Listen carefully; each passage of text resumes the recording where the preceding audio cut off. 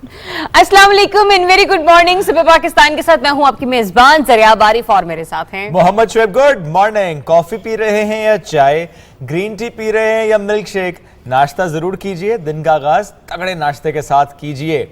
मौसम कहां पर कैसा, ये आप हमें जरूर बताइएगा। हमारे यहाँ मौसम कैसा नहीं इस्लामाबाद में, तो अपने अपने सेक्टर की बात करते हैं। आपके सेक्टर में मौसम कैसा? गर्मी। ओके, अच्छा। मौसम ठीक था, बहुत गर्मी नहीं थी। मतलब रात को एसी चलाने की नौबत तो नहीं आई, हाँ, नहीं आई। लेकिन अभी सुबह में धूप जो है वो सर पर है और जिसे देख कर ये खासा एहसास हो गया कि जो दिन भर है वो मौसम शदीद गर्म रहने वाला है। और महकमा मौसमियात का भी यही बताना है। वैसे कुछ मुल्क के इलाकों में जो है वो बारिशें होने का इम्कान है, लेकिन जो ओवरऑल सिचुएशन है वो जरा खासी गर्म ही हमें नजर आएगी। और ऐसी सिचुएशन में जहां पर एक तरफ हम देख रहे हैं कि मुल्क में मौसम इंतहाई गर्म है, वहीं पर पोलिटिकल टेम्परेचर भी बहुत ज्यादा हाई होता चला जा रहा है। और जिस तरह नाजुर में इस्लामाबाद की सिक्योरिटी को मद्देनजर रखते हुए जो है वो रेड जोन में दाखिले की तरफ पाबंदी जो है वो आयद कर दी गई है। और इन इमारतों से मुल्हिका जो लोग हैं जो यहाँ पे मुलाजमतें करते हैं, किसी को बहुत जरूरी काम से यहाँ पर पहुंचना है तो वो मार्गला रोड का इस्तेमाल कर सकते हैं। बिल्कुल, सिर्फ मार्गला रोड इस वक्त खुली है और वहीं से लोग आ सकते हैं। लेकिन ये एक अच्छी बात है कि वहाँ से पिकेट्स रिमूव की, ताकि क्विकली जो है वो लोग वहाँ से गुजर जाएं, चूँकि ज़रा ट्रैफिक का दबाव बहुत ज़्यादा बढ़ जाता है। अच्छा जी, बढ़ते हैं आगे। कुछ और खबरें हैं। पाकिस्तान इंटरनेशनल एयरलाइंस 31 मई से हज ऑपरेशंस का आगाज करेगी। ये खबर जरा हम आपसे आज शेयर करते हैं। और इस मकसद के लिए कराची, लाहौर, इस्लामाबाद, फैसलाबाद, सियालकोट, मुल्तान, पेशावर और क्वेटा से जद्दा और मदीना मुनव्वरा के लिए परवाज़ें चलाई जाएंगी। वज़ीर बराए हवाबाजी ख्वाजा साद रफ़ीक साहब ने ये कहा है कि जो हज ऑपरेशन है इस पर ब्रीफिंग ले ली है। और ये कहा गया है कि PIA का 297 जो परवाज़ों का पर मुश्तमिल फ़ज़ाई ऑपरेशन है वो 13 अगस्त तक जारी रहेगा। 31 मई से लेके 13 अगस्त तक हज ऑपरेशन जो है वो जारी रहेगा। बिल्कुल। और इस सिलसिले में ख्वाजा साद रफ़ीक साहब ने खुसूसी तौर पर PIA को हिदायत जारी की हैं कि बोइंग 777 और एयरबस जिसमें 320 मुसाफिरों के बैठने की गुंजाइश है, इस किस्म के तैयारों का ज़्यादा इस्तेमाल रखा जाए।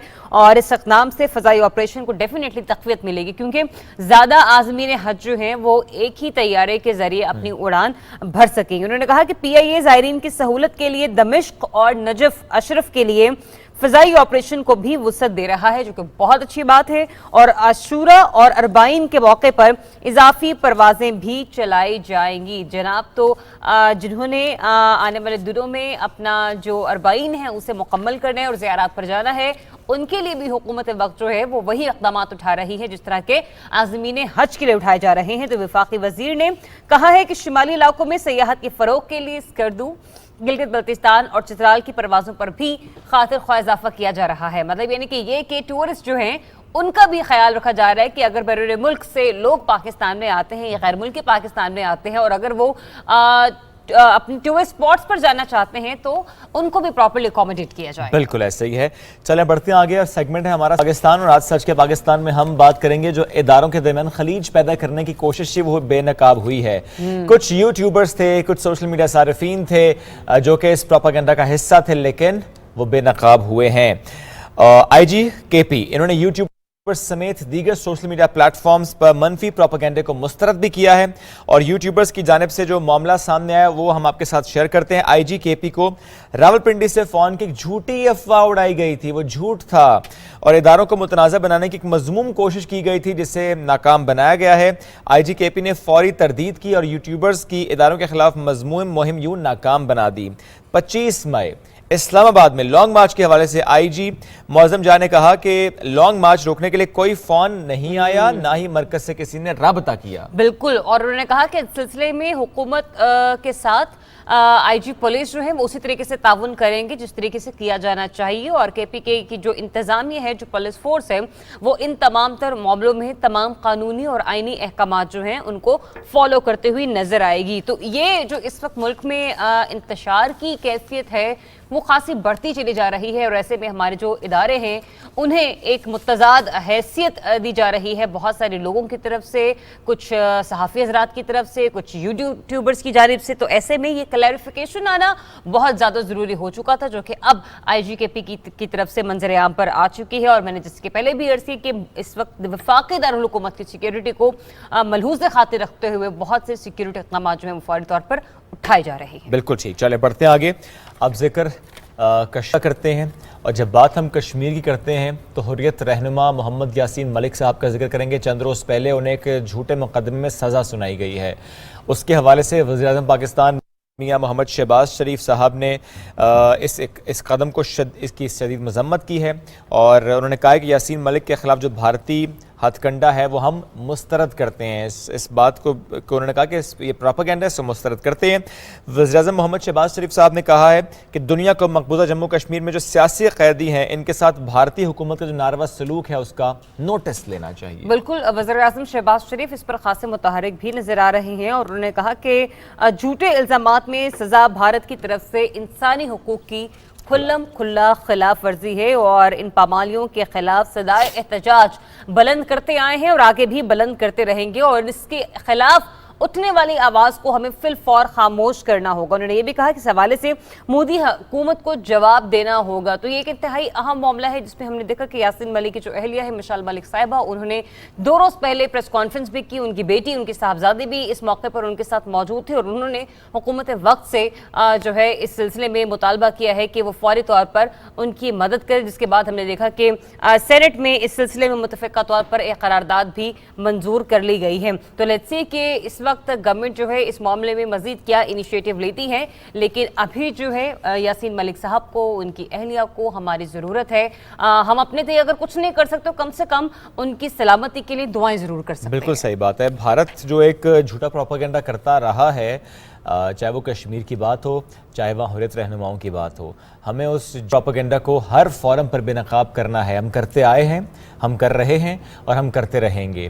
یہ جو میں بات کر رہا ہوں نا جھوٹا پروپیگنڈا، اور ہم جو بات کریں کہ ہم نے اس کا مقابلہ کرنا ہے، تو یہ بات سچ کی ہو رہی ہے. اینی ویز، اس سے پہلے ہم نے بات کی تھی حج آپریشن سے متعلق بھی کہ 31 مئی سے 13 اگست تک حج پروازیں چلائی جائیں گی، لیکن عازمین حج اب تک انتظار کر رہے ہیں کہ کب منسٹری آف ریلیجس افیئرز سے اس معاملے پر کلیئرٹی آئے گی کہ کب بینکس میں جا کر انہوں نے اپنی جو رقم ہے وہ جمع کرانی ہے. کل کچھ ذرائع سے خبریں چل رہی ہیں کہ شاید 9 لاکھ روپے مقرر کیا گیا ہے حج اخراجات کو. تو کیا اس میں کلیئرٹی ہے، اور کیا یہ باقاعدہ طور پہ اناؤنس کر دیا گیا ہے؟ کیا وہ ڈیٹس ہیں جب کہ عازمین حج جائیں گے اور بینکس میں اپنے نہ صرف رقم جمع کرائیں گے بلکہ اس کے بعد ظاہر ہے پھر ٹریننگ سیشنز کا آغاز ہوتا ہے، پورا پروسیس ہے جو چلتا ہے. اگر حج آپریشنز کا اب آغاز ہو رہا ہے، یعنی اس کی اناؤنسمنٹ ہو گئی ہے، تو اب باقی چیزیں بھی آنا بہت زیادہ ضروری ہو گئی ہے. اس سے پہلے ہم نے ذکر یہ بھی کیا تھا، وفاقی وزیر برائے مذہبی امور نے کہا تھا کہ بڑا کامیاب دورہ ان کا رہا ہے سعودی عرب کا، اور چند لاکھ روپے حج اخراجات میں کمی کرانے میں وہ کامیاب ہوئے ہیں. تو آج ہم اس سب پر بات کریں گے. آفتاب درانی صاحب نے ہمیں جوائن کیا from ministry of religious affairs. جی سر، بہت شکریہ آپ کے وقت کا. سر تھوڑا سا پلیز بتائیے گا کہ اس حوالے سے اب تک کیا معلومات سامنے آ چکی ہیں؟ جی thank you very much, thank you for having me. Actually government of Saudi Arabia نے جو حج ایکسپینڈیچرز ہیں وہ بہت لیٹ اناؤنس کیے تھے. یہ پرسوں سنڈے کے دن انہوں نے دوپہر کے بعد انہوں نے اناؤنس کیے تھے، اور بھی تمام ایکسپینڈیچرز ابھی تک بھی کلیئر نہیں ہیں. تو ہم نے کل ہی اس کی ایک سمری بنا دی تھی پرائم منسٹر اور کیبنٹ کے لیے. ایکچولی حج پالیسی ہوتی ہے وہ کیبنٹ اپروو کرتی ہے. تو ہم نے کل رات وہ پرسوں رات ہم نے وہ حج پالیسی کی سمری بنا کے کیبنٹ کو بھجوائی تھی، اور کل تھرو سرکولیشن کیبنٹ ممبران میں تقسیم ہوئی ہے. تو آج امید ہے ہمیں اس کا نتیجہ پتہ چل جائے گا. موسٹ پروبیبلی وہ پالیسی اپروو ہو جائے گی، پھر ہم عازمین حج کو ہم سر وہ کیا میں درست سمجھ رہا ہوں کہ یہ وہی پالیسی جس سے متعلق کل کچھ خبریں چل رہی تھیں کہ 9 لاکھ روپے مقرر کیا گیا ہے؟ جی یہ 8.5 اور 9 لاکھ کے درمیان ہے. ابھی اس میں کلیئرٹی نہیں ہے، لیکن امید ہے 8.5 کے قریب ہوگا سرکاری حج پیکج. ٹھیک ہے. درانی صاحب یہ بھی فرمائیے گا، جو ہی اس حج پالیسی کا اعلان کر دیا جاتا ہے وفاقی کابینہ کی جانب سے، تو پھر جو ٹریننگ سیشنز ہیں عازمین حج کے لیے ان کا انعقاد کب سے کیا جائے گا؟ इंशाल्लाह 2-3 दिन के अंदर ही हो जाएगा, क्योंकि हमारा बैलेट हो चुका है, हमारे पास लिस्टें मौजूद हैं, हमारे पास वेटिंग लिस्ट भी मौजूद है। तो इंशाल्लाह जैसे ही आज इसका ऐलान होता है तो हम इसको तमाम सक्सेसफुल कैंडिडेट्स को SMS भी चला जाएगा, अखबार में भी इश्तिहार देंगे, बैंकों को भी बता देंगे, तो फौरन वो बकाया रकम जमा करा के तो अगले 2 दिन में हम ट्रेनिंग सेशन शुरू कर देंगे। ठीक सर, एक और बात भी जानना चाहेंगे कि मिनिस्टर साहब ने एक ट्वीट की थी और कहा था कि कोशिश है उनकी कि 65 साल से ज़ायद उम्र यानी 75 बरस तक अलाउ करवा लिया जाए सऊदी अरब से। उस पर कोई जवाब आया सऊदी अरब की तरफ से? हमने उनसे भी बात की है, लिख के भी कहा है, एम्बेसडर साहब से भी बात की है, लेकिन कोई खातिर जवाब मौसूल नहीं हुआ और मुश्किल है कि 65 से ऊपर। ये कोविड की वजह से उन्होंने रिस्ट्रिक्शन रखी है, अगले साल शायद ये रिस्ट्रिक्शन ना हो। इंशाल्लाह अगले साल ऐसा नहीं होगा। सर ये तो बात हमने कर ली सरकारी हज स्कीम से मुतालिक, जिसके ज़ाहिर खुश नसीबों का ऐलान कर दिया गया है। कुछ वेटिंग लिस्ट में लोग मौजूद हैं जो अगर पहले से किसी वजह से नहीं जा पाएंगे तो यहाँ से लोग उसमें कैटर हो जाएंगे। जो प्राइवेट टूर ऑपरेटर्स हैं, हज टूर ऑपरेटर्स, उससे मुतालिक भी सर आगाह कीजिएगा। कुछ लोग अभी लोगों को पैकेजेस बनाकर दे रहे हैं, क्या बता दिया गया है, कोटा उनको दे दिया गया है, जो कर रहे हैं वो दुरुस्त बात है? कोटा तो जी उनको दे दिया गया है। 60% जो आज़मीन हज हैं वो प्राइवेट ऑपरेटर्स के थ्रू जाएंगे, और ये हमने हज पॉलिसी और समरी में लिख के भेजा है, जिसकी मंजूरी आज हो जाएगी। प्राइवेट ऑपरेटर्स भी सऊदी गवर्नमेंट की एक्सपेंडिचर का इंतजार कर रहे थे। परसों रात को वो एक्सपेंडिचर अनाउंस हुआ है, तो वो अब अपने पैकेजेस पे काम कर रहे हैं, और ये पैकेजेस वजारत मजहबी उमूर से मंजूर कराई जाएंगी। सही। दुरानी साहब, जिस तरह से ये हज परवाजों का ऐलान किया गया है, तो जो प्राइवेट कोटे से लोग जा रहे हैं, क्या वो भी PIE की परवाज के थ्रू जो है वो अपना सफर बांध सकते हैं खाना काबा का, या फिर उनके लिए जो परवाजें हैं उसके लिए अलग इंतजाम किया गया है मौजूदा हुकूमत की तरफ से? नहीं, वो हुकूमत की तरफ से तो इंतजाम नहीं किया गया है। ये प्राइवेट ऑपरेटर्स खुद इनके साथ अपनी एग्रीमेंट करते हैं, उसमें PIA, Saudi Arabia, air blue, Sarin और इवन ये जो एमिरेट्स और अबू धाबी, ये जो बाकी अबू धाबी एयरलाइन है उसके थ्रू भी वो जाएंगे। ठीक सर, एक चीज़ और भी जानना चाहेंगे आपसे। ये तो आपने बता दिया कि आज अनाउंस इंशाल्लाह कर देंगे और उसके बाद फिर बैंकों में पैसे जमा कराने हैं, लेकिन लोग ये भी जानना चाहते हैं कि ज़ाहिर है ये आपकी हुकूमत, ज़ाहिर है अभी आपने संभाली, मैं बात उसकी कर रहा हूँ जो इस वक्त मौजूदा हुकूमत है, तो उनके लिए एक चैलेंज भी है इस हज के ऑपरेशन को लेकर। तो क्या माजी में जो हज हुआ, यानी मैं 2019 की बात कर रहा हूँ, उसके बाद होने वाला ये हज, इंतजामात में कोई फ़र्क होगा? इंतजामात में तो इंशाल्लाह हम कोशिश कर रहे हैं कि कोई कमी ना आए, लेकिन इस दफ़ा हमें टाइम बहुत कम मिला है। पहले जब भी हज होता था तो ये दिसंबर जनवरी में पॉलिसी अप्रूव हो जाती थी, सब कुछ क्लियर होता था और 5-6 महीने मिनिस्ट्री को मिलते थे और हमारे हज मिशन जद्दा को मिलते थे कि इंतजामात करें। इस दफ़ा तो आप खुद देख रहे हैं, परसों इसकी एक्सपेंडिचर अनाउंस हुए है, हज पॉलिसी अभी तक अप्रूव नहीं हुई है। हमने टेंटेटिव काम सारा किया हुआ है, बैलेटिंग की हुई है, जद्दा मक्का मदीना में हमने बिल्डिंग्स और फूड के कॉन्ट्रैक्ट्स और ट्रांसपोर्टेशन के कॉन्ट्रैक्ट्स की बात की हुई है। तो इंशाल्लाह अभी इसी हफ्ते के अंदर सब कुछ फाइनलाइज करेंगे इंशाल्लाह। आफ्ताब अकबर दुरानी साहब, additional secretary in charge ministry of religious affairs, हाथ मौजूद थे और इससे मुतालिक हमसे गुफ्तगू कर रहे थे। 9.5 लाख रुपए का तखमीना लगाया गया है हज अखराजात सरकारी हज स्कीम के तहत, प्राइवेट कोटा अलॉट कर दिया गया है और आज उम्मीद है कि इसका बाकायदा ऐलान कर दिया जाएगा। फिर SMS के जरिए भी, अखबार के जरिए भी और इलेक्ट्रॉनिक मीडिया के जरिए लोगों को आगाही दी जाएगी ताकि वो अपनी बाकी रकम जो है वो बैंक में जमा कराएं। उसके बाद फिर बाकायदा तौर पर जो ट्रेनिंग है, तरबियत सेशन है, उसका आगाज होगा। बिल्कुल। और ऐसे में जहां पर हम ये देख रहे हैं कि आशिफ, आपने भी पॉइंट रेज किया था कि कोरोना वबा की सूरत हाल को मद्देनजर रखते हुए पिछले हज में इंतजामात मुख्तलिफ थे। इस बार देखा जाएगा कि इंतजामिया जो सऊदी हुकूमत है या फिर वो तमाम दीगर ममालिक के जहां से आज़मीन जो है वो परवाज के थ्रू वहां पर पहुंचेंगे, उनके लिए क्या इक़दाम होंगे। ऐसे में एक और ऐसी वबा है जो कि सर उठा चुकी है और उसके बारे में हमने कल भी आपके साथ जो है वो कुछ डिस्कशन की थी, लेकिन आज उस पर ज़रा हम खुलकर बात करेंगे और मंकी पॉक्स के हवाले से आज हम बात करेंगे कि ये जो वायरस है अब 11 ममालिक में फैलता चला जा रहा है और इस हवाले से ये भी कहा गया है कि वो ममालिक जहां पर ये वायरस जरा ज्यादा नजर आ रहा है तो कोशिश ये की जा रही है कि वहां पर इमरजेंसी जो है, इमरजेंसी वार्ड्स जो है उनका क़याम अमल में लाया जाए, आइसोलेशन वार्ड्स जो हैं उनका क़याम अमल में लाया जाए, ताकि अगर खुदा न खास्ता ये बीमारी बहुत ज्यादा फैल सकती है और मालूम हुआ कि अगर ये बीमारी जानलेवा है तो बाकी लोगों को महफूज किया जा सके। ऐसे में डॉक्टर सैयद फैसल मसूद साहब ने हमें ज्वाइन किया है, उनसे बात करते हैं इस मामले पर। डॉक्टर साहब अस्सलाम वालेकुम एंड वेरी गुड मॉर्निंग। सिर्फ फरमाइएगा, मालूम हो सका है कि इस बीमारी के वजूहात हैं क्या और ये یہ پھیلتی کس طرح سے ہے؟ جی وعلیکم السلام، بلانے کا شکریہ.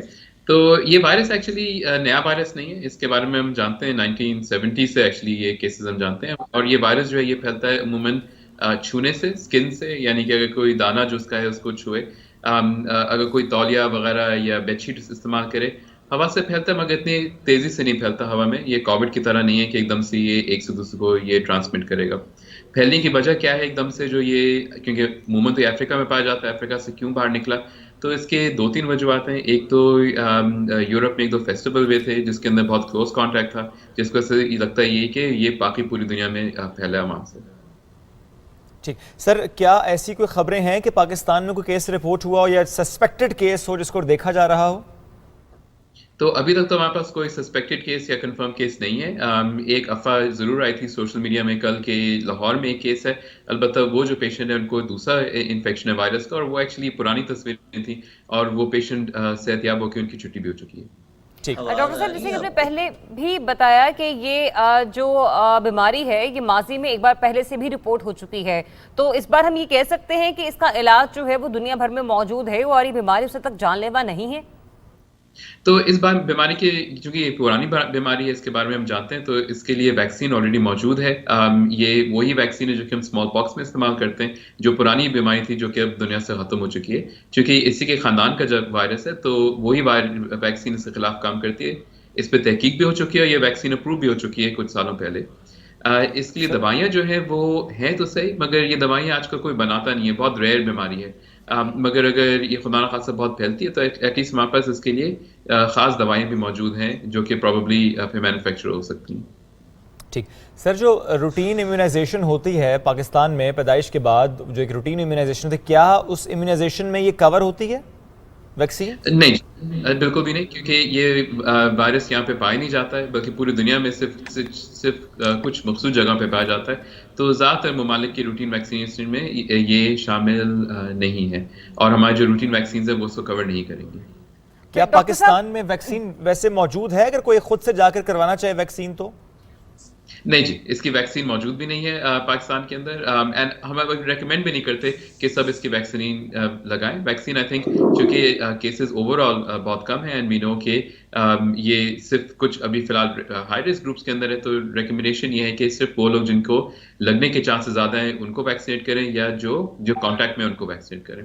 تو ابھی اوور آل ویکسینیشن کا کوئی ڈرائیو یہ بھی بتا دیجیے، ذرا لاسٹلی یہ بھی ہمیں بتا دیجئے کہ وہ ایسے کون سے ممالک ہیں یا کس قسم کی آب و ہوا جو ہے جس میں اس قسم کے وائرس جو ہیں وہ جنم لیتے ہیں، کہ پاکستان خطے کے ان ممالک میں شامل تو نہیں ہوتا؟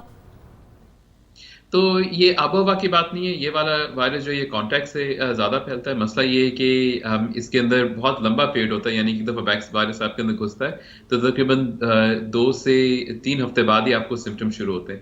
تو ہوتا یہ ہے کہ آپ کے اندر وائرس تو ہوتا ہے، آپ پھیلا تو نہیں رہے ہوتے ہو، مگر ہم کو پتہ بعد میں چلتا ہے. تو اس وجہ سے یہ بہت پھیل کے پھر ہی معلوم ہوتا ہے. اس وجہ سے دنیا کے عالمی ادارہ یہ کہہ رہا ہے کہ پرابلی اور کیسز بھی سامنے آئیں گے. تو یہ آب و ہوا کے اس میں تعلق نہیں ہے. سر وین ٹو رپورٹ، کیا ایسا سجیشن آپ کی طرف سے دیا جائے گا ناظرین کو؟ کیونکہ ظاہر ہے ابھی پاکستان میں آپ نے کہا کہ ایک افواہ تھی پر ایسا کوئی کیس نہیں، پر خدا نہ خواستہ کیس اگر ہو، لوگ اسے کنفیوز تو نہیں کریں گے چکن پاکس سے یا اسمال پاکس سے، یا تھوڑا سجیسٹ کر سکیں آپ کہ اچھا کب آپ کو فوراً رپورٹ کرنا ہے کہ this could be a case of a monkeypox? بالکل، سو ویری گڈ پوائنٹ آپ کا. سو اسمال پاکس سے تو کنفیوز نہیں ہوگا، اسمال پاکس تو دنیا سے ہم ختم کر چکے ہیں اس کو کمپلیٹلی، مگر چکن پاکس سے بالکل یہ کنفیوز ہو سکتا ہے. چکن پاکس بہت کامن ہے پاکستان کے اندر اسپیشلی. تو اگر آپ کو بخار ہے اور اس کے بعد پھر اگر دانے نکلے آپ کے جسم کے اوپر، خاص طور پہ پانی والے دانے یا پورے جسم پہ، تو پلیز ڈاکٹر سے رجوع کریں تاکہ وہ دیکھ کے بتا دیں کہ دونوں میں سے کون سی بیماری ہے. یاد رکھیں چکن پاکس کافی کنٹیجس ہے، وہ بہت آرام سے پھیلتا ہے، وہ اس کے بھی بڑوں کے اندر بہت مضر اثرات ہو سکتے ہیں، اس کے لیے بھی ہم کو آئسولیٹ ہونے کی ضرورت ہوتی ہے. تو دونوں کیسز میں آپ کو ڈاکٹر سے رجوع کریں تاکہ پھر ہم یہ بتا سکیں. اینڈ چکن پاکس کے لیے ایٹ لیسٹ ہمارے پاس دوائیاں یہاں پہ موجود ہیں، ویکسین بھی موجود ہے اس کی. ٹھیک, بہت شکریہ آپ کا ڈاکٹر سعید فیصل مسعود صاحب اپنا وقت ہمیں دینے کے لیے, اور ایک کلیئرٹی ہے جو کہ ایک ڈاکٹر سے آنا بہت زیادہ ضروری ہو چکا تھا, کیونکہ ہم 2 روز سے اس پہ معاملے پر بات تو کر رہے تھے, لیکن کہتے ہیں کہ مسئلے کا جو حل ہے وہ وہی بتا سکتا ہے جو کہ اس کا ایکسپرٹ ہو. تو یہ تمام کچھ پہلو ہیں اس بیماری کے حوالے سے جو کہ ہم نے آپ کے سامنے رکھے ہیں. اب کچھ پہلو اور ہیں جن کا ذکر کرنا بہت زیادہ ضروری ہے. کیسا واقعہ جو کہ لاہور میں رپورٹ ہوتا ہے اور اس پر ہم دیکھتے ہیں کہ اعلیٰ عدلیہ کی طرف سے فوری طور پر سوموٹو ایکشن لیا جاتا ہے, جس کے بعد پنجاب پولیس انتہائی متحرک ہو جاتی ہے, اور پھر ہم یہ دیکھتے ہیں کہ 6 سے 8 گھنٹوں کے اندر یہ کیس ریزالو کر لیا جاتا ہے, جو کہ ایک بہت خوشائند اقدام ہے. ایسے میں وزیر اعلیٰ پنجاب جناب حمزہ شہباز شریف کی زیر صدارت اعلیٰ سطح کا اجلاس ہوا, جس میں آئی جی پولیس نے امن عامہ کے لیے کیے جانے والے اقدامات اور شاد باغ سے اغوا ہونے والی طالبہ کی بازیابی کے حوالے سے بھی بریف کیا, اور پھر حمزہ شہباز شریف کی صوبے میں امن عامہ فضا قائم رکھنے کے لیے تمام ضروری اقدامات اٹھانے کے حوالے سے ہدایات بھی انہوں نے جاری کی ہیں. بالکل, اور انہوں نے کہا کہ اللہ تعالیٰ کے فضل و کرم سے اور پولیس کی محنت سے شاد باغ سے اغوا طالبہ بحفاظت گھر پہنچ چکی ہے, اور انہوں نے کہا کہ جو یہ مقدمات ہیں یا یہ جو کیسز ہیں یہ ٹیسٹ کیس بننے چاہیے تاکہ ہم سمجھ پائیں ان کے محرکات, اور ہم آگے چل کر اگر خدا نخواستہ ایسا کوئی کیس رپورٹ ہو تو ہم پہلے سے کہیں کہ اچھا وی ور ریڈی اور ہمارے پاس ایسی پلاننگ موجود ہے ٹو ایگزیکیوٹ. بڑھتے ہیں آگے اور پھر سے بات کی کریں گے, سچ کے پاکستان کی کریں گے, اور یہ میں بار بار سچ کا پاکستان اس لیے بھی کہتا ہوں, اس بار تو تھیم ہے 75 جب ہم بات کر رہے ہیں جشن آزادی کا, تو اس میں پاکستان کا تھیم ہے سچ کا پاکستان. تو ہمیں سب کو اس طرف قدم بڑھانے ہیں جہاں پر لگے کہ جھوٹ ہے اس کو رپورٹ کرنا ہے. ہماری سب کی یہ ذمہ داری ہے, یہ ایک بنیادی ذمہ داری ہے ہماری ایز اے رسپانسبل سٹیزن. ہماری یہ ذمہ داری ہے کہ ہم ان ویریفائڈ خبر کو شیئر نہ کریں. اکثر واٹس ایپ پہ کوئی چیز آ جاتی ہے, please do not share that unless it's verified one, please I repeat please, یہ آپ ضرور یہ کیجئے کیونکہ اس سے انتشار پھیلتا ہے. وفاقی وزیر اطلاعات و نشریات مریم اورنگزیب صاحبہ نے یہ کہا ہے کہ سوشل میڈیا کی آزادی پر تو مکمل یقین رکھتے ہیں, لیکن جو معاشرے میں انتشار پھیلانے کی بات ہوتی ہے, جو فیک نیوز ہے اور کردار کشی کے لیے جو استعمال ہوتا ہے سوشل میڈیا کا, اس کی اجازت ہرگز نہیں دی جائے گی. کوئی بھی سوشل میڈیا صارف اگر ایسے کسی کام کا مرتکب پایا جائے گا تو سخت ایکشن لیا جائے گا. بالکل ہونا بھی چاہیے, اور ایسے میں ہم یہ دیکھتے ہیں کہ ایشیا پیسیفک ریجن کی سربراہ کی قیادت میں وفد نے مریم اورنگزیب صاحبہ سے ملاقات کی ہے, اور ٹک ٹاک کے حوالے سے بالخصوص جو ہے اس پر بات چیت کی گئی, جس پہ ہم نے یہ بھی دیکھا کہ انہوں نے کہا کہ آئین کے منافی کسی بھی پوسٹ کو یا اس کے استعمال کی جو اجازت ہے وہ ہرگز نہیں دی جائے گی, اور عوام کو ایپ کے استعمال سے متعلق آگاہی فراہم کرنے کے لیے ٹک ٹاک انتظامی مقامی زبان کو ترجیح دے. اور یہ جو کہ واقعی ایک اچھا اور درست اقدام ہے, کیونکہ لوگ ٹک ٹاک بہت زیادہ استعمال کر رہے ہیں, اور اسپیشلی اس قسم کی ایپ کا استعمال جو ہے وہ ہمارے چھوٹے شہروں, دیہاتوں, قصبوں اور ٹاؤنز میں بہت زیادہ کیا جا رہا ہے, اور وہاں کے جو لوگ ہیں وہ زیادہ تر نہ تو اردو سے آشنا ہے اور انگریزی تو بہت ہی زیادہ دور کی بات ہے. تو ایسے میں لوگوں کو اگر اویئرنیس دینی ہے اس ایپ کے حوالے سے, تو ایسے میں کوشش یہ کی جائے کہ وہ انفلوئنسرز جو کہ واقعی ٹک ٹاک پر ایک بڑے اکاؤنٹس رکھتے ہیں, ان کی ملینز میں فالوورز ہیں, تو ان کے تھرو جو ٹک ٹاک انتظامیہ ہے وہ پازیٹیو جو ہے میسیجز ان کو کنوے کر اور بتائے کہ کس طرح سے اپنی کن حدود میں رہتے ہوئے اس اپلیکیشن کا استعمال کرنا ہے, کیونکہ کسی حد تک کچھ معاملات ایسے بھی رپورٹ ہوئے ہیں جس میں لوگ زخمی ہو گئے ہیں, ایکسیڈنٹ ہو گیا لوگوں کا, لوگ اپنی جان سے بھی ہاتھ دھو بیٹھے ہیں.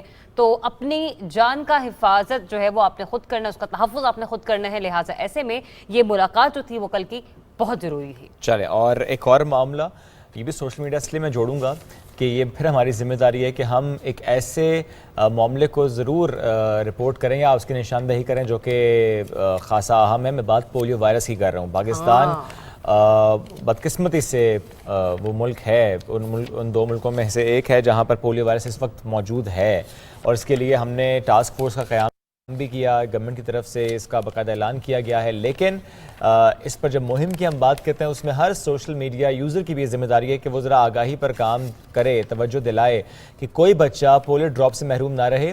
جو پولیو ویکسینیشن مہم ہے اس کے 100% رزلٹس جو مرتب کیے جائیں, نتائج برآمد ہوں. اس مہم کے دوران جس کا میں ذکر کر رہا ہوں, جو انسداد پولیو مہم اس وقت جاری ہے, اس میں 4 کروڑ سے زائد بچوں کو پولیو کے قطرے پلانے کا ہدف مقرر کیا گیا ہے, جبکہ 3.5 لاکھ کے قریب پولیو ورکرز اس مہم میں حصہ لیں گے. اور یہ بہت بڑی مہم ہے, اور سالانہ ہم دیکھتے ہیں سالانہ کی بنیاد پر اس مہم کا جو ہے وہ انعقاد کیا جاتا ہے, جو کہ بہت زیادہ ضروری ہو چکے ہیں. اور ایسے میں ہم یہ دیکھ رہے ہیں کہ الیکٹرانک میڈیا ہو, پرنٹ میڈیا ہو, وہ بھی اپنی آواز بلند کر رہا ہے, لیکن ہم بار بار یہی کہتے ہیں کہ وہ باشعور عوام, جو وہ والدین جو کہ اپنے بچوں کو پولیو کے قطرے پلاتے ہیں، لیکن اگر اپنے آس پڑوس میں اس قسم کے گھروں کو وہ دیکھ رہے ہیں جہاں پر لوگ جو ہیں اس بارے میں آگاہی نہیں رکھتے، تو کائنڈلی انہیں گائیڈ کیجیے. جس طرح سے آپ کے بچے کی صحت، اس کی تندرستی آپ کے لیے امپورٹنٹ ہے، ایسے ہی سوسائٹی کے باقی بچے جو ہیں ان کا تحفظ بھی ہم نے مل کر یقینی بنانا ہے.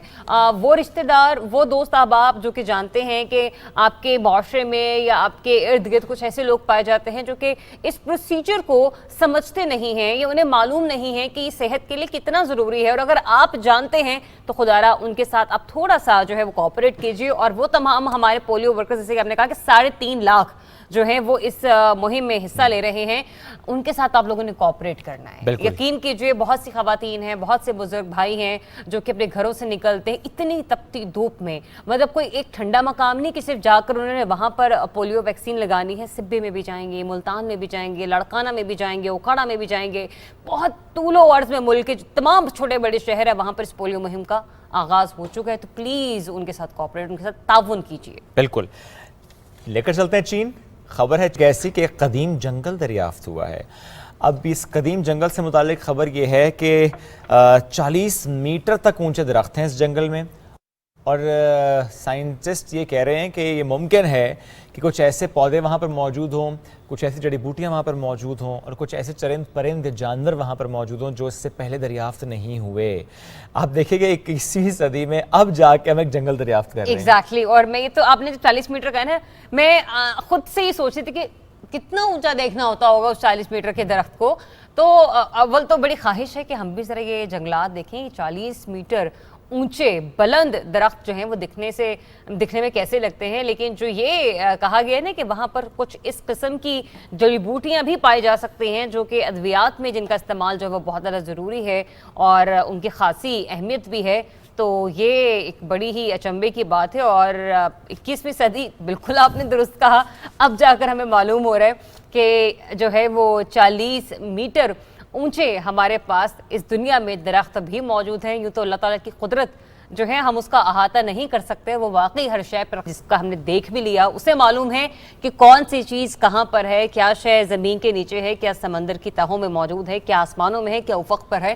لیکن ہم انسان ہیں، ہم کوشش کرتے رہیں گے اور ڈھونڈنے کی کوشش کریں گے کہ اس نے کہاں کہاں پر اپنی قدرت چھپا رکھی ہے. بے شک ایسا ہی ہے. ویسے آپ نے کہا نا کہ آپ کا جی چاہتا ہے وہاں جا کر کہ آپ دیکھ کر آئیں. اگر آپ وہاں گئیں اور وہاں ایک بڑا سا درخت نہیں اژدہا ہوا تو کہیں گے بھائی جان السلام علیکم. وعلیکم السلام اینڈ گڈ مارننگ. صبح پاکستان، کیسے ہیں آپ؟ ہے نا، یا یوں کریں گے ایک پنجرا لے کر جائیں گے اور اس میں بند کر دیں گے. نہیں بھائی، میرے پاس تو کوئی چھوٹا سا بھی نظر آ جائے تو میں بھاگ بھوگ کے وہ آپ کو اتنی دور نظر آؤں گی. کچھ لوگ اکثر میں نے دیکھا ہے سٹنٹس بھی کر رہے ہوتے ہیں، بہت ساری کچھ ایسی ایکٹیویٹیز ہوتی ہیں نا جہاں پہ وہ اپنے اژدہا کو، حالانکہ اس کا زہر نکالا ہوا ہوتا ہے، تو آپ نے شولڈرز پہ رکھ کے پکچرز کروا رہے. میں تو کہتی ہوں دور سے بھائی توبہ، میں بھی نہیں کر سکتا، میں یہ سٹنٹس نہیں کر سکتی. بالکل. میرا دل بہت چھوٹا. لیکن ایک شخص ایسا جس کی ہم آپ کو ویڈیو دکھا رہے ہیں کہ آپ دیکھیں کہ وہ اس کو پنجرے میں بند کرنے کی کوشش کر رہا ہے. یہ اس کا ایک ہینڈلر ہے بندہ، اور اس کو پنجرے میں لے جانے کی کوشش کر رہا ہے، اور ساتھ وہ کہہ بھی رہا ہے کہ ہمیں اسے اس کے پنجرے میں واپس لانا ہوگا. میں تو اس کو یوں امیجن کرتا کہ شاید ویڈیو بن رہی ہوگی ذریعہ وہ کہہ رہا ہوگا ہمیں اس کو پنجرے میں واپس لانا ہوگا. نہیں، یہ پتہ نہیں، مجھے لگتا ہے کہ وہ اس بیچارے سے خود سے بھی قابو میں نہیں آ رہا ہے، اور وہ دیکھو نا کس طرح سے کوششیں کر رہا ہے. لیکن اچھا مزے کی بات یہ ہے کہ اس قسم کے اژدہا ہو یا بہت سارے سنیکس ایسے ہوتے ہیں، ان کی جو سکن کی کلر کمبینیشن ہوتی ہے نا بڑی اٹریکٹیو ہوتی ہے. اور ایسے ایسے سنیکس بھی دیکھے ہیں کچھ ایسے چینلز پر جو کہ ڈاکیومنٹریز بھی دکھاتے ہیں، تو بڑے ہی انٹرسٹنگ سکنز والے سنیکس ہمیں دیکھنے کو ملتے ہیں. اور اس سے اندازہ ہوتا ہے کہ خدا کی جو قدرت ہے، اللہ تعالیٰ نے ہر رنگ میں جو ہے اپنی شے کو، جانوروں کو، چرند پرند کو تخلیق کیا ہے. ایک چھوٹی سی بریک، واپس آئیں گے، ساتھ رہیے.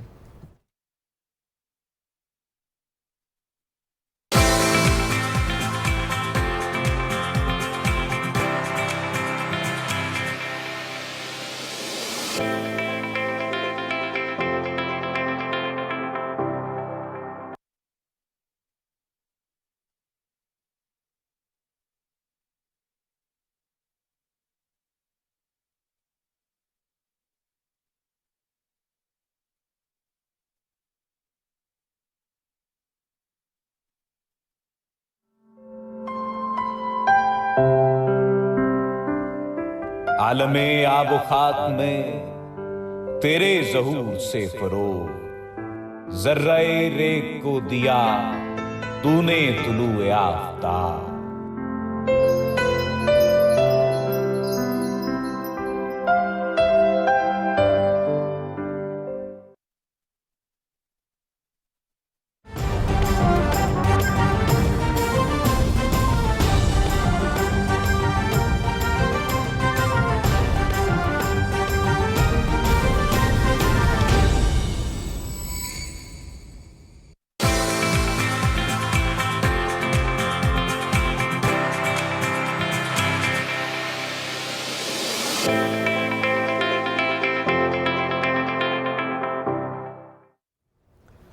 Welcome back after the break. आज हम बात करेंगे कि इलाज के लिए बर वक्त दुरुस्त तशखीस कितनी अहम है। और जब बात हम तशखीस की यानी डायग्नोस्टिक की करते हैं तो ऐसे में हम देखते आए हैं महंगा तरीका है तशखीस, लेकिन ऐसे में आर्टिफिशियल इंटेलिजेंस की मदद से कैसे तशखीस हो सकती है, और उसमें भी दिल के अमराज की आज हम बात करें जो कि टॉप 1-2 में आते हैं उसके मरीज़ जिसके हवाले से हम जिक्र कर रहे हैं। ऐसे में पाकिस्तानी साइंटिस्ट की हम बात करेंगे जिसकी ये कोशिश है कि एक तो सस्ते और आसानी के साथ जो है वो तशखीस हो सके। एक तजर्बा किया गया है, वो ज़ेब्रा फिश पर तजर्बा किया गया है। तो ये क्या मामला है, इस तजर्बे से मुतालिक भी बात करेंगे और इससे कितना फ़ायदा आगे आने वाले वक्तों में होगा, इस पर बात करेंगे। हमारे साथ मौजूद हैं PhD स्कॉलर सैयद मोहम्मद अली फुरकान साहब। सर अस्सलाम वालेकुम, कैसे हैं आप? वालेकुम अस्सलाम शेख साहब, क्या हाल है आपके? बहुत अल्हम्दुलिल्लाह बिल्कुल ठीक ठाक। थोड़ा सा प्लीज़ अली बताइएगा हमें कि ये आर्टिफिशियल इंटेलिजेंस की मदद से दिल की बीमारियों की तशखीस जिस पर आपने काम किया, आपकी रिसर्च है सारी, थोड़ा सा अहाता कीजिएगा इसको। जी बिस्मिल्लाहिर्रहमानिर्रहीम। सबसे पहले तो ये कि हमारे जो दिल के अमराज के हवाले से ये जानना चाहिए कि जो हमारी एबनॉर्मल यानी कि जो गैर मामूली दिल की धड़कन है वो इंतहाई पेचीदा हो सकती है, और उसी की वजह से हमारे यहाँ कार्डियक अरेस्ट जिसे हम कहते हैं कि सडनली बंदे की जो है वो डेथ भी हो जाती है, और इस तरह के मामला जो हैं सो वो एक रिदम का इम्बैलेंस होता है। सो हमारे यहाँ डिफरेंट चूँकि चीज़ें उसमें आती हैं कि एबनॉर्मल हार्ट बीट जिसे कहा जाता है टेक्निकली, कि आप अगर कोई ऐसा सानहा देख लेते हैं, ऐसा कोई आपके सामने इवेंट हो जाता है जिसकी वजह से आपकी रिदम डिस्टर्ब होती है एंड यू में सफर। इसी वजह से चूंकि बहुत सारी ऑलरेडी भी दुनिया में इस पे काम हो रहा है, और आर्टिफिशियल इंटेलिजेंस इस तरह की चूंकि पावरफुल टूल माना जाता है जिसमें मुख्तलिफ शोबों में काम हो रहा है और हेल्थ में बहुत ज्यादा इस पे फोकस है। इसी वजह से हमने, चूंकि मैं एक बैरून मुल्क और अपने मुल्क की खिदमत के लिए कोशा रहता हूँ, सो एक हमने ऐसा टूल डेवलप किया है कि जिसकी मदद से आप नॉन कॉन्टेक्ट डिवाइस से कहा जाता है कि आप बगैर किसी फिजिकली, जैसे हमारे यहाँ इलेक्ट्रोकार्डियोग्राम एक ECG होती है जो आप मुख्तलिफ उसकी लीड से कनेक्ट किया जाता है बॉडी को, उन सब झंझट से आपको छुटकारा मिल जाए अगर आपके पास सिंपल उसकी वीडियो एक फॉर्म हो, जैसे आपकी और मेरी एक इस तरह की वीडियो भी बन रही होगी, इसी तरह एक दिल के हवाले से एक वीडियो और जिसके जरिए हम इसकी रिदम को डिटेक्ट कर सकें। तो इसी हवाले से हमने चूंकि ज़ेब्रा फिश जो आर्टिफिशियल इंटेलिजेंस का मरहला है, जो टेक्निक आप लोगों ने इंट्रोड्यूस करवाई, कितने फीसद हम इस रिपोर्ट पर रिलाई कर सकते हैं कि जो डायग्नोस्टिक ये सारा प्रोसीजर रहा है ये 100% दुरुस्त है, या इसके दुरुस्तगी के इतने इम्कानात मौजूद हैं? इसमें कोई भी आर्टिफिशियल अप्रोच में हम ये नहीं कहते कि 100% perfection, but we can say about more than 80%। तो हमने 80% और 90% की वैलिडेशन के हिसाब से चलना होता है कि ये एक कारआमद है, और उसकी जो एप्लीकेशन है इंसानों में, वो इसका नेक्स्ट स्टेप होता है जब हम एनिमल ट्रायल से निकल आते हैं। ठीक है। और मुस्तकबिल में कितनी मदद मिलेगी, कितनी बचत होगी वक्त की, पैसों की, वो भी आगाह कीजिएगा। जी बिल्कुल, इसके लिए आपको किसी भी एनालाइजर या हाई प्रोफाइल सिस्टम की जरूरत नहीं है। एक एवरेज कंप्यूटर सिस्टम जो है वो आपका किसी भी क्लिनिक या हॉस्पिटल में अगर मौजूद हो, और इवन कि इसकी जो एप्लीकेशन है now we are going towards our home domestic level पे भी आप इसको यूज कर सकते हैं। आपके पास एक सिस्टम है, आप सॉफ्टवेयर इंस्टॉल करें और आपके पास एक जो रिदम की रिकॉर्डिंग की वीडियो लाइक कार्डिक स्कैन के थ्रू आप उस पर रिकॉर्ड कर लें, so you can get the cardiac rhythm by yourself. Even then if you have some kind of आपकी पेचीदगियां हैं तो आप फिर कार्डियोलॉजिस्ट या इलेक्ट्रोफिजियोलॉजिस्ट को रजू कर सकते हैं। ٹھیک، بہت شکریہ آپ کا ڈاکٹر صاحب اپنا وقت دینے کے لیے. اور ڈیفینیٹلی ہم لوگ یہ پاکستان جو ہے وہ ریسرچ پوائنٹ آف ویو سے ماشاءاللہ بہت آگے بڑھتا چلا جا رہا ہے. چاہے ہم کس حساب سے بھی دیکھیں کہ اس وقت جو سچویشن ہے پاکستان میں، جب ہم لوگ کہتے ہیں کہ ہمیں آگے بڑھنا ہے، ملک کو ترقی کی طرف لے کر جانا ہے، تو ہمارے ہاں بہت سارے شعبوں میں جو ہے وہ ترقی کا سفر جاری و ساری. اور ہمارے جو ڈاکٹرز حضرات ہیں یا پر ہمارے جو ایمرجنگ سائنٹسٹ ہیں وہ بھی اس بارے میں بہت زیادہ کام کریں. اور اسی سلسلے میں ایک پروگرام بھی ہم نے ریکارڈ کیا، انشاءاللہ آنے والے دنوں میں ہم اس کو جو ہے وہ آپ کے سامنے رکھیں گے بھی کہ یہ معاملات جو ہے وہ کس طرح سے آگے بڑھ رہے ہیں، پاکستان کی ترقی کا سفر کس طرح سے جاری و ساری ہے. بالکل ٹھیک ہے، آگے بڑھتے ہیں. ایک اور اہم خبر آ رہی ہے وہ آپ سے شیئر کرتے ہیں. ڈی آئی جی آپریشنز کی طرف سے ایک بیان جاری کیا گیا، وہ آپ سے شیئر کر رہے ہیں. پولیس کی جانب سے پی ٹی آئی ایکٹیوسٹ کے خلاف کریک ڈاؤن کیا گیا. ڈی آئی جی آپریشنز نے کہا ہے پولیس نے ریڈ 112 سی ماڈل ٹاؤن کیا. ریڈ شرپسند عناصر کے خلاف پولیس کی جانب سے کیا گیا. ساجد نامی پی ٹی آئی ایکٹیوسٹ کے گھر کی چھت سے فائر کیا گیا. ڈی آئی جی آپریشنز نے کہا ہے فائر کمال احمد کی چھاتی میں لگا، کوشش کے باوجود وہ جانبر نہ ہو سکا. ڈی آئی جی آپریشنز نے کہا ہے کہ قانون کو ہاتھ میں لینے والوں کے خلاف کارروائی کر رہے ہیں اور فائر کرنے والے کی گرفتاری کے لیے ریڈ کیا گیا ہے. ڈی آئی جی آپریشنز کی طرف سے یہ اہم بیان جو ہے وہ دیا گیا ہے. یہ اہم خبر ہے جو آپ سے ہم شیئر کر رہے ہیں. بالکل، یہ اہم بیان ہم آپ کے ساتھ اس لیے شیئر کریں کیونکہ رات کے ہم نے دیکھا ہے کہ لاہور میں، لاہور کی حدود میں، سیالکوٹ میں اور بہت سارے دیگر شہروں میں پی ٹی آئی کے جو ورکرز ہیں جو کہ اس وقت پروپیگنڈا کریٹ کر رہے ہیں اور انتشار جو ہے وہ پھیلانے کی کوشش کر رہے ہیں. رات کے بہت سی قانونی کارروائیاں عمل میں لائی گئی ہیں جس کے سلسلے میں یہ بھی کارروائی جو ہے اس کی ایک کڑی تصور کی جاتی ہے. اور اس کے بارے میں آئی جی پنجاب کا جو کیا کہتے بیان ہے وہ بہت زیادہ ضرورت ہے. ایسے میں نہ صرف اس بیان کے حوالے سے بلکہ اس تمام تر معاملات میں رات کے جو معاملات منظر عام پر آئے ہیں اس پر وزیر داخلہ جناب رانا ثناء اللہ صاحب کا بھی ایک بیان منظر عام پر آتا ہے جس میں وہ کہتے ہیں کہ بے گناہ پولیس اہلکار کمال احمد کے سینے میں لگی گولی ثبوت ہے کہ عمران خان دہشت گرد ہے. جی ہاں، ایک پکچر ہے جو کہ اس وقت ٹویٹر پر، سوشل میڈیا پر، فیس بک پر بہت زیادہ وائرل ہے اور اس حوالے سے ہم دیکھ رہے ہیں کہ ابھی تک کوئی مذمتی بیان پی ٹی آئی کی طرف سے نہیں آیا ہے. تاہم کمال احمد کا قاتل عمران خان ہے یہ کہا گیا ہے اس وقت وزیر داخلہ رانا ثناء اللہ کی طرف سے. وہ کہتے ہیں کہ خونی مارچ ہوگا کہ اعلانات کرنے والوں سے ہم حساب لیں گے اور پولیس پر فائرنگ سے یہ بات ثابت ہو گئی ہے کہ یہ سیاسی گرمی نہیں ہے. مطلب یہ کہ اسے پولیٹیکل جو ایکٹیویٹی کہا جا رہا تھا اب معاملات جو ہیں وہ اس سے بہت آگے چلے گئے ہیں اور فائرنگ ثبوت یہ ہے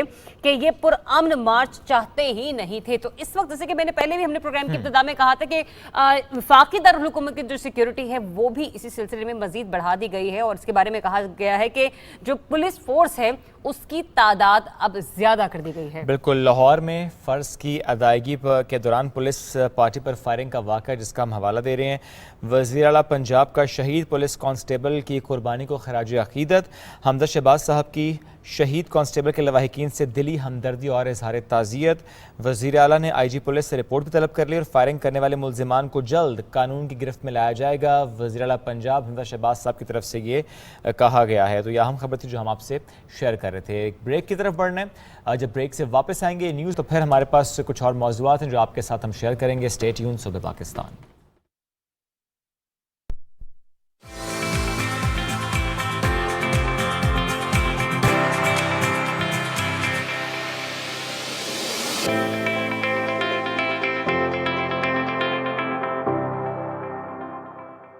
صبح پاکستان میں ایک بار پھر خوش آمدید. آج ہم بات کڈنیز یعنی گردوں کی کریں گے. گردے جسے جسم کا فلٹر بھی کہا جاتا ہے جو فاضل مادوں کو، مضر صحت مادوں کو ریموو کرتا ہے، صاف کرتا ہے خون.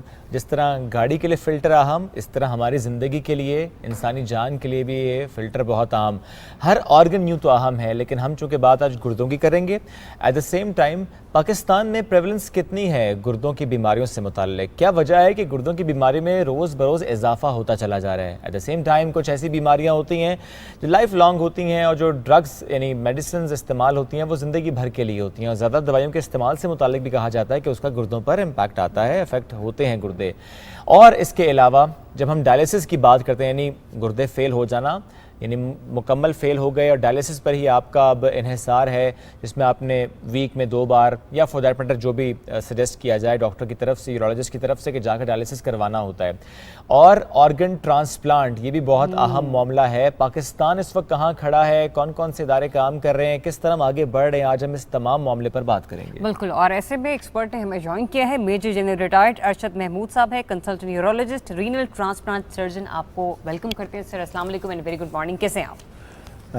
بہت شکریہ جی، تھینک یو ویری مچ. میں آپ پی ٹی وی کا شکر گزار ہوں جو ہمارا ایکچولی بچپن کا ساتھی ہے یہ، اور ہمیشہ ہم پی ٹی وی کے ساتھ ایسوسیٹڈ رہے. ابھی بھی ہمیں اگر بچپن کی یادیں آتی ہیں تو ہم بیسٹ پی ٹی وی کو یاد کرتے ہیں اور ہمارا پرائیڈ ہے یہ. اور اپنے نام بھی صبح پاکستان رکھا تو پاکستان ویسے ہی ہماری دل و جان ہے. تو آپ لوگوں کا بہت شکریہ جی، مجھے آپ نے اس میں انوائٹ کیا اور مجھے یہ موقع دیا کہ میں کچھ ٹاپکس پہ بات کروں. ٹھیک. ارشد صاحب، جیسے شعیب نے کچھ اسٹیٹس یہاں پہ شیئر کی کہ 1.70 کروڑ سے زائد پاکستانی جو ہیں وہ اس وقت گردے کے عارضوں میں مبتلا ہیں. ساتھ ہی ساتھ ایک یہ پوائنٹ بھی ریز کیا ہے کہ ضرورت سے زیادہ جو ادویات کا استعمال ہے وہ بھی آپ کے گردوں کو متاثر کر رہا ہے. کچھ معلومات دے سکتے ہیں کہ اب تک کے جو ہمارے ہاں گردوں کے پیشنٹس رپورٹ ہوئے ہیں اس میں کیا چیز ایسی ہے جو ٹریگر کرتی ہے اور گردوں کو افیکٹ کرتی ہے؟ جی اگر ہم بات کریں جو جس کو ہم اپنی لینگویج ہے، میں بہت سمپل ورڈز میں بات کروں گا آپ سے. جو کرونک کڈنی ڈیزیز ہے، جو بیسیکلی جو ایک بیماری شروع ہوتی ہے گردے کی، جو الٹیمیٹلی لے جاتی ہے اس کو اینڈ سٹیج تک، جس کو ہم کہتے ہیں جو بعد میں اس کو ڈائلسس یا ٹرانسپلانٹ کی ضرورت پڑتی ہے. تو وہ سی کے ڈی کے ہم نے 5 اس کی کیٹیگریز کہہ لیں آپ یا اس کے سٹیجز بنائی ہوئی ہیں. جو پہلی 4 سٹیجز تو آلموسٹ اے سمٹومیٹک رہتی ہیں، پیشنٹ کو پتہ نہیں چلتا. لیکن جو سب سے کامن بیماری جو پاکستان میں ہے اور جو جس سے گردے افیکٹ ہوتے ہیں وہ ڈائبٹیز ہے. تو ڈائبٹیز کے ساتھ جو کڈنی کی، جو آپ نے فلٹر کی بات کی، جو کڈنی کے فلٹرز ہیں وہ ان میں گڑبڑ شروع ہو جاتی ہے، ان کے ویسلز میں گڑبڑ شروع ہو جاتی ہے، جس کی وجہ سے پھر وہ اس کی لیکینس زیادہ ہو جاتی ہے، پروٹینز نکلنا شروع ہو جاتی ہے. اور جو سب سے پہلا اگر آپ کو کوئی ٹیسٹ، اگر آپ نے یورین کسی اور کام کے لیے کرایا اور آپ نے دیکھا کہ اس میں پروٹینز آ رہی ہیں، تو یہ پھر بہت ضروری ہے کہ پیشنٹ اسٹیٹ وے اپنے کنسلٹنٹ نیفرولوجسٹ کو یا میڈیکل اسپیشلسٹ. ایک چیز اور میں نے کلیئر کرنی ہے یہاں پہ جو لوگ ہمارے پاس آتے ہیں، جو ہماری جو کڈنی سے ریلیٹڈ اسپیشلسٹ ہیں وہ 2 طرح کے لوگ ہیں. ایک یورولوجسٹ ہیں جو بیسیکلی سرجن ہے، جو اس نے سرجری کے ساتھ چیزوں کو ٹھیک کرنا ہے. ایک ہمارے ہوتے ہیں نیفرولوجسٹ. نیفرولوجسٹ از اے بیسیکلی فزیشین جو اسپیسیفکلی رینل فیلئر کو دیکھتا ہے، سی کے ڈی کو دیکھتا ہے، اور اس سے ساتھ ایسوسیٹڈ جو بیماریاں ان کو دیکھتا ہے، لائک ڈائبٹیز. اور جو اس کے بعد جو سیکنڈ کامن ڈیزیز ہے وہ ہائپر ٹینشن ہے، جو بلڈ پریشر ہے. اور اس کے ساتھ بھی پرابلم یہ ہے کہ اب شوگر اور بلڈ پریشر ویسے کچھ نہیں کرتی، but they affect the target organs. بے شک وہ آپ کا برین ہو، ہارٹ ہو، کڈنیز ہو، یہ ویسلز ہوں، یہ ساری چیزیں ان بیماریوں سے افیکٹ ہوتی ہیں. تو اس کا حل کیا ہے؟ کہ اس کا حل یہی ہے کہ اگر یہ چیزیں ڈیٹیکٹ ہوتی ہیں تو آپ at a higher risk of C K D ہیں یا کرونک کڈنی ڈیزیز میں ہیں. اور اگر آپ کی آپ جب آپ اپنے کنسلٹنٹ کے پاس جاتے ہیں اور وہ آپ کو ٹیسٹ کراتے ہیں اور اس میں اگر کوئی بھی ایویڈنس آتا ہے سی کے ڈی کا، تو دین اٹ از مینڈیٹری کہ ہر سال آپ کا سی کے ڈی کا اور پراپر نیفرولوجسٹ کے پاس آپ کی فالو اپ ہو، اور فالو اپ میں وہ آپ کا اسکریننگ کرے اور وہ آپ کا آگے تاکہ اس کو ٹائملی افیکٹ کرے. بائی دا وے اس میں ایک چیز بہت امپورٹنٹ ہے یاد رکھنے کی، کر رہے ہیں کہ جب ایک دفعہ چینج آ جاتی ہے دیٹ از irreversible ہے. بالکل صحیح بات. تو اس لیے اگر آپ کہیں کہ سی کے ڈی کا کوئی ٹریٹمنٹ ہے تو سی کے ڈی کا کوئی ٹریٹمنٹ نہیں. مینیج کریں گے آپ؟ جی اس کو مینیج کرنا ہے ہم نے، اور مینیج کرنے کا یہی طریقہ ہے کہ آپ کو پہلے پتہ ہو. یہ تو مین 2 بیماریاں میں نے آپ کو بتائیں. اس کے علاوہ فیملیل ہے، کئی دفعہ کئی فیملیز میں سی کے ڈی رن کر رہی ہوتی ہے. اچھا، جینیٹکس. اور اگر آپ کی فیملی میں اس طرح کی بات ہے تب بھی آپ کو ایک اس کے ساتھ آپ ایٹ رسک پہ آ جاتے ہیں، اس کے اندر آپ چلے جاتے ہیں اور جا کے اپنی اس کو کرتے ہیں. جو روزمرہ کی اس کے علاوہ کرونک گلومیرولائٹس ہیں، انفیکشن ہے، ریکرنٹ سٹونز ہیں. انفارچونیٹلی شاید لوگوں کو ایکسیس نہ ہونے کی وجہ سے، اویئرنیس نہ ہونے کی وجہ سے بہت سے لوگ کویکس کے پاس جاتے ہیں, کویک سے ٹریٹمنٹ لیتے رہتے ہیں. کویک کا کام جو ہے نا وہ کوئی سائنٹیفک بیسڈ نہیں ہوتا, اور جب وہ ہمارے پاس آتے ہیں تو انفارچونیٹلی ان کی ایک ایڈوانس اسٹیج کے اوپر چلے جاتے ہیں. سیکنڈ, جو آپ نے بڑی اچھی بات کی میڈیسنس کے بارے میں, دیر آر فیو میڈیسن, بلکہ کافی ساری میڈیسنس ہیں, جب آپ ان کو کافی لمبے عرصے تک لیتے ہیں تو ڈائریکٹلی افیکٹ کرتی ہیں کڈنیز کو. Patient can go into renal failure, especially وہ لوگ جن کا کرونک پینز ہوتی ہیں, جس میں بیک ایک ہے, ارتھرائٹس ہے, باقی چیزیں, اور یہ نارملی تھوڑی سی ایج زیادہ میں جا کے ہوتی ہیں, اور اس ٹائم پہ کڈنی کا ریزرو ویسے بھی اتنا اچھا نہیں ہوتا. تو اس وقت جو لوگ کنٹینیوسلی یہ میڈیسنز لے رہے ہوتے ہیں, the painkillers? جی پین کلرس, تو پین کلرس جو ہیں وہ بہت زیادہ افیکٹ کرتی ہیں کڈنیز کو. کیونکہ کچھ لوگ ڈیلی پین کلرز لیتے ہیں. بالکل ایسے ہی ہے. اور اگر اس کو اگر آپ کی آلریڈی کڈنی میں CKD موجود ہے تو وہ بہت بری طرح افیکٹ ہوتی ہیں. جو یہ ہمارے اسپیشلی نیسیڈز جو ہیں, جن کو ہم نان انفلیمیٹری جو ہماری میڈیسن, جس میں پونسٹون ہے, ڈائکلورین یا بروفین, جو اس فیملی کی جتنی بھی میڈیسنز ہیں وہ ساری کی ساری افیکٹ کرتی ہیں اس کو, اور کرونک اس سے لینے سے patient can go into renal failure. اس کے علاوہ جو آپ کنجینیٹل ڈیزیزیں کئی بچوں میں آتی ہیں یا فیمیلز ہیں, فیمیل چائلڈ کے اندر اگر ریکرنٹ UTI ہو جاتا ہے, انفیکشن بار بار ہو رہی ہے, تو مسٹ ہے کہ they should go to proper consultant.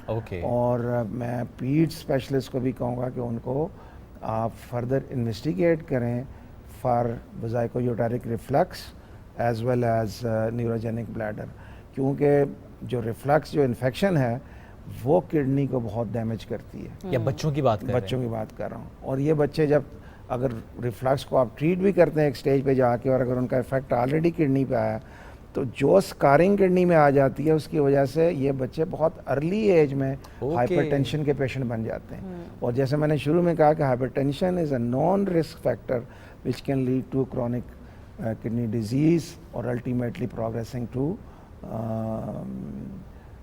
the failure. Doctor صاحب, بہت سارے پیشنٹس ایسے بھی ہیں کہ جن کے بارے میں یہ سننے کو ملتا ہے کہ گردے میں پتھری ہو گئی, معلوم نہیں تھا, آپ کھانا بھی ٹھیک کھا رہے ہیں لیکن اس کے باوجود وہ کہتے ہیں, اور واقعی کچھ لوگ بہت اچھا ڈائٹ پلان لے رہے تو اس کے باوجود اسٹوننگز ہو جاتی ہیں, ایشوز ہوتے ہیں. وہ اس کو کس طریقے سے پروکیور کیا جاتا ہے, اور اس کا ٹریٹمنٹ کیا ہے, اور ڈائگنوز کرنے کا جو ایک طریقہ ہے کہ معلوم ہو جائے کہ واقعی یہی معاملہ ہے, کیونکہ بعض اوقات ٹیسٹوں پہ ٹیسٹ ہو رہے ہوتے ہیں لیکن پتہ نہیں چلتا. اس کو میں کلیئر کرتا ہوں. اصل میں جو سٹون پین وہی کرے گا جو obstruct کرے گا. Even your kidney is full of stones but they are not obstructive, تو آپ کو نہیں پتہ چلے گا. ٹھیک. آج کل جو تھوڑی سی ہمیں ایڈوانٹیج یہ ہے کہ ہم ذرا سی بھی کوئی چیز ہوتی ہے, آپ کسی بھی ڈاکٹر کے پاس جاتے ہیں تو وہ آپ کا الٹرا ساؤنڈ کرا دیتے ہیں, تو you detect incidentally that this patient is having a stone. اب جب تک اسٹون چھوٹا بھی ہے وہ آ کے نیچے اس کی نالی میں اسے obstruct نہیں کرے گا, تب تک درد نہیں, تب تک پین نہیں ہوگی, کیونکہ یہ اس کا میکنزم ہے کہ جب وہ obstruct ہوگا تو کڈنی سویل کرے گی تو اس میں سے ایک سبسٹینس ریلیز ہوتا ہے, پروسٹاگلینڈین E2, which is actually pain promoter centrally and peripherally. ٹھیک. تو اس کا وہ جب تک نہیں ہوگا تو اسٹون کئی دفعہ جب آپ کے پاس پہلی دفعہ آتے ہیں تو بہت بڑے ہو جاتے ہیں. اب آپ نے کہا ڈائگنوسس کیسے کرنی ہے. کئی دفعہ ایسا ہوتا ہے کہ اسٹون پڑا ہوا درد نہیں ہو رہا, لیکن آپ کو یونی ٹریکٹ انفیکشن ہو رہی ہے. آپ کو اگر ریکرنٹ یونی ٹریکٹ انفیکشن ہوتی ہے تو دس وارنٹس کہ آپ you go for investigation of your kidneys also, کہ کہاں سے یہ بار بار انفیکشن آ رہی ہے. تو اس میں جب آپ جاتے ہیں, اپنا الٹرا ساؤنڈ کراتے ہیں, باقی CT اسکین کراتے ہیں, جو بھی ریڈیو امیجنگ کے ٹیسٹ ہیں وہ کراتے ہیں, تو آپ کو پتہ لگ جاتا ہے کہ یہ اسٹون پڑا ہوا ہے. اب اس میں بڑے اسٹون میں بعد میں کہوں گا, جو چھوٹے اسٹونس ہیں, جو اس کی جو آپ نے بات کی کہ اس کا ٹریٹمنٹ کیا ہے. بیسیکلی جو لوگ کڈنی پین کے ساتھ آتے ہیں, جو میرا ایکسپیرینس, میں اپنے ایکسپیرینس کی بات کر رہا ہوں, اس میں 50% پیشنٹس ہمارے پاس ایسے ہوتے ہیں those who are not having kidney pain. Okay. اس کو ہم کہتے ہیں pseudo renal pain. Pseudo renal pain یہ ہوتا ہے کہ it mimics renal pain but it is not a renal pain. Okay.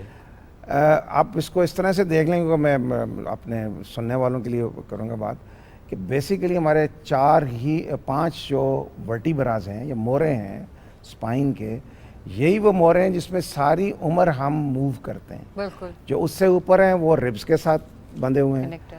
یا ہمارے اسپائن میں زیادہ پین ہوتا ہے جو سروائکل اسپائن ہے اوپر جو گردن والی ہے, کیونکہ اس میں بھی موومنٹ زیادہ ہوتی ہے. لائک وائز جو پیلوس کے ساتھ ہیں وہ بھی بندھے ہوئے ہیں. تو یہ 5 جو ہمارے ورٹیبراز ہیں اس کے اوپر ہم اٹھتے ہیں, بیٹھتے ہیں, مڑتے ہیں, ساری عمر اسی پہ کرتے ہیں. تو جب آپ تھوڑی ایج میں آگے جاتے ہیں تو پین بھی اسی جگہ پہ ہوتا ہے زیادہ. اب جو یہ مورے ہیں اس میں جو نروز نکلتی ہیں, اس میں 3 نروز جو ہیں وہ کڈنی کے پیچھے سے گزر رہی ہوتی ہیں, اور اس کا پین بھی ایگزیکٹلی ایسا ہی ہوتا ہے جیسے کڈنی کا ہو, کہ جیسے کڈنی کا ہو. Right. But the only difference is that the pain which is pseudo renal pain because of nerves یا مسکولوسکیلٹل ہے, that is aggravated by your movement and posture. مطلب آپ پیشنٹ مجھے کہے گا کہ میں زیادہ بیٹھا رہتا ہوں مجھے درد ہو جاتا ہے, یا میں رات سوتا ہوں تو وہ کروٹ بدلتا ہوں یا بدلتی ہوں تو مجھے بہت درد ہوتی ہے, میں صبح اٹھتا ہوں تو مجھے بڑی اسٹفنیس ہی ہوتی ہے, چلنا بھی نہیں کرتا ہوں. تو ٹپیکل آف مسکولوسکیلٹل پین. صحیح. اچھا میں سن لیتا ہوں, وہ آپ کو آگے وہ کریں گے تو سم ٹائم دے فیل کہ یار شاید یہ میری بات وہ نہیں کر رہے, تو میں ان کو پھر کہتا ہوں اچھا آپ اپنا الٹرا ساؤنڈ کرا لیں, so that mentally they should be satisfied کہ ہاں جی یہ بات ٹھیک ہے. اچھا اس میں کئی دفعہ ایسا بھی ہو سکتا ہے کہ جب آپ اس پین کے ساتھ آپ کا ایک اسٹون پڑا ہے which is lying in somewhere which is not obstructive, تو مجھے ان کو پھر سمجھانا پڑتا ہے کہ یہ پین آپ کا اسٹون سے نہیں ہے, but pain is because of your back, you have got a stone but this is asymptomatic silent stone which is lying there. تو اس لیے جو ہمارے پاس جو دوسرے لوگ آتے ہیں جس میں کڈنی یا یوریٹرک obstruction سے پین آتی ہے, وہ normally they want to move and they want, اسے ہم ان کو جو ہماری میڈیکل ٹرم میں کہتے ہیں ٹاسنگ ان دا بیڈ, کہ پیشنٹ بیڈ میں بڑا اور ادھر ہو رہا ہے ادھر ہو رہا ہے, وہ کر رہا ہے, اس کا پین ٹھیک نہیں ہو رہا. تو وہ ایک ٹپیکل, اس کا پوسچر سے کوئی ریلیشن نہیں ہے, ٹھیک ہے. تو اس کو ہم وہ کرتے ہیں. تو اب جب اس کی جو انویسٹیگیشن ہے وہ الٹرا ساؤنڈ کراتے ہیں, یا ہمارا ایک ہوتا ہے CT/KU بھی ہوتا ہے وداؤٹ کنٹراسٹ, ٹھیک ہے, اس میں ساری چیزیں ڈیٹیکٹ ہو جاتی ہیں. ٹھیک ہے, اس گفتگو کو ہم جاری رکھ رہے ہیں, اور ہم جو بات آج کرونک کڈنی ڈیزیز کی کر رہے ہیں, اس کے بعد ہم کڈنی فیلئر کی طرف بھی جائیں گے, اس کے حوالے سے بھی بات کریں گے, ڈائلسس سے متعلق ویئر آر وی اسٹینڈنگ, کیا انٹرنیشنل پریکٹسز ہیں, پاکستان کے ایٹ پار کتنا ہوا ہے, اور پھر آرگن ٹرانسپلانٹ کی طرف بھی ہم بات کریں گے. اور گفتگو کے دوران ہی ایک اور مہمان شخصیت بھی ہمیں جوائن کر چکی ہے, ان کا تعارف کرا دیتا ہوں. ڈاکٹر نوید سرور صاحب, کنسلٹنٹ ٹرانسپلانٹ نیفرولوجسٹ ہیں. السلام علیکم, ویلکم ٹو دی شو سر, کیسے ہیں آپ؟ تھینک یو ویری مچ. لگتا ہے ٹریفک کی وجہ سے تھوڑی تاخیر ہوئی ہے, تقریباً 50 منٹس. اب آپ ان سے پریویلنس اور اس کے بارے میں پوچھ سکتے ہیں. بالکل ٹھیک ہے سر, ہم کچھ گفتگو کر پائے CKD سے متعلق, اور پریویلنس پہ بھی سر نے بھی جس طرح آپ کو کہا, تو پریویلنس پر بھی ایک کامنٹ, پھر ہم ذرا ٹرانسپلانٹ کی طرف بھی جائیں گے اور بات ڈائلسس پہ بھی کریں گے. ٹھیک ہے, تھینک یو ویری مچ. گردوں کی جو دائمی بیماری جس کو کرونک کڈنی ڈیزیز کہتے ہیں, WHO کے جو اعداد ہیں اس کے مطابق 85 کروڑ جو ہیں پوری دنیا میں ورلڈ وائڈ کڈنی کے پیشنٹس ہیں جن کو کسی نہ کسی شکل میں کڈنی کی کوئی نہ کوئی بیماری ہے, ڈائلسس, ٹرانسپلانٹ یا سٹونز کی. انٹرنیشنل پریولنس جو ہے ہر 10 میں سے ایک شخص جو ہے وہ گردے کی بیماری کا شکار ہے, لیکن پاکستان میں اس سے سچویشن کافی زیادہ خطرناک ہے. 5 میں سے 5 یا 6 مریضوں میں سے ایک مریض جو ہے وہ گردے کی دائمی کی بیماری میں مبتلا ہے. 1 in 6 کی ریشو جو ہے وہ پاکستان کے اعداد و شمارات جو ہے وہ ہے irrespective of any age. یس بالکل. تو یہ موسٹ یعنی کہ ایشین کنٹریز میں سب سے زیادہ پریویلنگ جو ڈیزیز ہے ڈائبٹیز کے بعد کرونک کڈنی ڈیزیز ہے. سر ویسے ایسا کیوں ہے ود رسپیکٹ ٹو پاکستان؟ کیا ہمارے انوائرمنٹل فیکٹرز ایسے ہیں یا ہماری جینز میں ایسا معاملہ ہے؟ ویل انوائرمنٹل فیکٹرز بھی نہیں, شاید جینز بھی نہیں, اس میں ڈائبٹیز, ہائپر ٹینشن, ان کا ان کنٹرول رہنا, گردوں کے مستند ڈاکٹروں کے پاس نہ جانا, سو ہماری میڈیکیشن ایسا بھی آیا سامنے کہ مطلب یعنی کہ ایک مطلب یعنی کہ بڑا ینگ لڑکا کافی ٹائم سے میڈیسن چل رہی ہیں, میڈیکیشن چل رہی ہے, یہ معلوم ہوتا تھا بیمار ہے, اچانک پھر ایک بار پتہ چلتا ہے ڈاکٹر بتاتے ہیں کہ 7-8 سال کے بعد جا کے ڈاکٹر یہ بتاتے ہیں آپ کا تو گردہ جو ہے نا وہ ایکسپائر ہو چکا ہے. تو یہ میڈیکیشن کا جو یہ سسٹم ہے یہ سمجھ نہیں آتی, مطلب یعنی کہ ایک بندہ بیمار ہے ایسے کیسے ہوتا ہے کہ ڈاکٹر تشخیص نہ کر پائے کہ اب جا کے آپ کا گردہ ایکسپائر اب تو آپ کو لینا ہی ہے. عام طور پہ جو گردوں کی دائمی امراض میں مبتلا جو لوگ ہوتے ہیں وہ بڑا لیٹ پریزنٹ کرتے ہیں, اینڈ اسٹیج رینل ڈیزیز میں پریزنٹ کرتے ہیں, جس میں انفارچونیٹلی ڈاکٹر کے پاس بھی آپشنس اویلیبل نہیں ہوتے. ٹھیک ہے. عام طور پہ جسم میں تھکاوٹ کا محسوس ہونا, خون کی کمی محسوس ہونا, یا خون کسی بھی وجہ سے کم ہو جانا, تھکن, کانسٹیپیشن, یہ ساری وہ علامات ہیں جو early stages of kidney disease میں آتے ہیں. یس, کانسٹیپیشن کا بار بار ہونا, اور اس کے لیے کسی بھی مستند ڈاکٹر کے پاس جو کہ نیفرولوجسٹ یا گردوں کے اسپیشلسٹ کے پاس آپ جائیں تو وہ اگر آپ کے بلڈ کے 2 ٹیسٹ, سمپل سے ٹیسٹ ہیں, اس میں اس کی بڑی بآسانی تشخیص ہو سکتی ہے. لیکن کیونکہ پیشنٹ پریزنٹ ہی 5th سٹیج میں کرتا ہے, جس میں جی ایف آر جو ہمارا ایک میئرمنٹ کا ایک سسٹم ہے جس میں وہ 15 سے کم ہو, تو انفارچونیٹلی اس ٹائم پہ کوئی ٹریٹمنٹ خاص قسم کی کڈنیز کو ریکور کرنے کے لیے آفر نہیں کی جا سکتی. ویسے اگر پہلی 4 سٹیجز میں آپ ڈاکٹر کو پریزنٹ ہو گئے تو کیا ریکوری کے چانسز ہیں, ریورسیبل ہوتا ہے اس وقت؟ 20 to 30% کیسز میں کازز ایسے ہیں جو ریورسیبل ہیں. باقی ساری ڈیزیزز جس طرح ڈائبٹیز اور ہائپر ٹینشن کی وجہ سے اگر کڈنی خراب ہو تو اس میں نیفرولوجسٹ کی کوشش یہ ہوتی ہے کہ جس چیز نے 3 سال میں خراب ہونا ہے اس کی پروگریشن کو ڈیلے کیا, ٹھیک ہے, تھوڑا ڈیلے کر دیں. سر اس سے جائے. پہلے ہم نے یہ بات بھی کی کہ ایک یورین ٹیسٹ, اب آپ نے چونکہ آ کے 2 بلڈ ٹیسٹ کی بات کی ہے, تو مجھے ذرا بتائے گا کہ چونکہ 1 in 6 ایک پیشنٹ پریزنٹ ہو رہا ہے تو پھر کیا معاملہ ہے, کون سا ٹیسٹ آپ ریکمینڈ کرتے ہیں کہ 1 ایئر کروا لینا چاہیے؟ اگر کوئی شخص ڈائبیٹک ہے یا ہائپر ٹینسو ہے, 40 ایئر سے ابو ہے, تو RFTs کا کڈنی فنکشن ٹیسٹ اور یوریناری کا ٹیسٹ اینولی کرا لینا چاہیے. ٹھیک ہے. اور اگر کوئی بھی ہیلدی پاپولیشن میں سے جنرل اسکریننگ اگر نہیں بھی کراتے تو ایوری 3 ایئر جو ہے RFT اور یوریناری جو ہے جنرل پاپولیشن کو کرا لینا چاہیے تاکہ کڈنی کی کوئی بھی ڈیزیز ہے تو ارلی رپورٹ ہو جائے گی, رپورٹ ہو جائے. اور خاص طور پہ مریض کو اگر ایسے سمٹمس آ رہے ہوں لائک پیشاب میں جھاگ آنا, صبح اٹھ کے چہرے یا آنکھوں کے ارد گرد سوجن آنا, اور سر پیر سوجنے کے حوالے سے بھی کہا جاتا ہے. بالکل, پیر سوجنا سب سے پہلے آنکھوں کے ارد گرد جو ہے جو پہلا سمٹم ہے جو نظر آئے گا وہ آنکھوں کے گرد سوجن ہے. سوجن ہے, پاؤں میں سوجن آ سکتی ہے, اور پیشاب میں جھاگ آنا بہت کامن علامت. سر اکثر لوگ ایسے ہوتے ہیں جن کو خارش ہونا, یہ بہت زیادہ ایشو ہوتا ہے, اور یہ بتائے گا جو یورک ایسڈ کے پیشنٹس ہیں ان وہ کس حد تک انہیں خطرہ ہے کہ انہیں گردوں کی بیماری مبتلا جو ہے اس میں ہو سکتا ہے؟ ان کنٹرول ہائپر یوریسیمیا یا یورک ایسڈ جو ہے اگر وہ 10 ملی گرام پر ڈیسی لیٹر سے بلڈ میں زیادہ رہتا ہے تو 5 to 10% پیشنٹس میں یہ کڈنیز کو پرمنٹلی ڈیمیج کر سکتا ہے, جس میں کڈنیز کے اندر یورک ایسڈ ایکومولیٹ ہونا شروع ہو جاتا ہے, اور یہ اٹ سیلف کاز ہے ڈائلسس کا. تو ہائپر یوریسیمیا کے لیے اب یورک ایسڈ کو کنٹرول کرنے کے لیے بڑی اچھی ڈرگس آ گئی ہیں, سمپل ونس ڈیلی پلس ہیں, اور اس کو کنٹرول کر کے آپ اس چیز کو کنٹرول کر سکتے ہیں دوائی لے کے, اور ڈائلسس سے بچ بھی سکتے ہیں یورک ایسڈ کے کیس میں. ٹھیک ہو گیا. اچھا, ایک چیز میں اس میں اپنے ایکسپیرینس سے ایڈ کرنے لگا ہوں جو میں نے اپنی فیملیز میں بھی دیکھا, ادروائز بھی اپنے پیشنٹ میں دیکھا کہ ایک پیشنٹ ڈائبیٹک ہے, انسولین ڈیپینڈنٹ ہے, اور اچانک وہ آپ کو آگے کہتا ہے کہ سر میری ڈائبٹیز بڑی انسولین بڑی کم لینی پڑتی ہے. تو میں اسے کہتا ہوں اپنے رینل فنکشن ٹیسٹ کراؤں. صحیح ہے. تو جب وہ رینل فنکشن ٹیسٹ کراتا ہے تو اوپر گئے ہوتے ہیں. اوکے. اس لیے کہ اب وہ کڈنی جو تھوڑی بہت انسولین باڈی میں اویلیبل ہے وہ میٹابلائز نہیں کر رہی, تو وہ is available in the body to control that. تو جن لوگوں میں ڈائبٹیز لانگ اسٹینڈنگ ہوتی ہے اور ایک سٹیج پہ جا کے وہ بہتر ہونی شروع ہو جاتی ہے تو ان کو بھی اپنے رینل فنکشن ٹیسٹ کرا لینے چاہیے. بالکل ٹھیک ہے. سر آپ تھوڑا سا ہم آتے ہیں ڈائلسس سے متعلق بھی. آپ نے کیا دیکھا ہمارے ہاں جو ڈائلسس کی پریکٹس ہے اس میں کیا کوتاہیاں ہو رہی ہیں, کیا غلطیاں ہو رہی ہیں؟ اس کی جو مجھے اپنے اس میں سمجھ آئی کہ ایک تو پرابلم بہت بڑا یہ ہے کہ سوسائٹی میں یا عام لوگوں میں, چاہے پڑھے لکھے لوگوں میں تو ہوگی لیکن عام لوگوں میں وہ اویئرنیس نہیں ہے. ٹھیک ہے. لوگوں کا خیال یہ ہے کہ میں ایک دفعہ ڈائلسس پہ جاؤں گا تو بس کے بعد ساری زندگی میں ڈائلسس کرانی پڑے گی, اور ٹو سم ایکسٹینٹ ہی از رائٹ, کیونکہ وہ ڈائلسس پہ جائے گا وہ ٹھیک ہو جاتا ہے, وہ جو وہ کھانا نہیں کھا رہا تھا, جو اس کی ایل ہیلتھ تھی, جو باقی تھی, وہ بہتر ہونا شروع ہوتا ہے, اٹھے کام کرنا شروع ہوتا ہے, تو پھر اس کو دوبارہ وہ کرانی پڑے گی کچھ دنوں میں. آپ اس کو اس طرح سے لیں ڈائلسس کے لیے کیا اس میں کہ آپ کی باڈی میں ایک اللہ نے کڈنی 2 جو رکھی ہیں وہ 24 اور آپ کا فلٹریشن کر رہی ہیں اور ویسٹ کو نکال رہی ہیں.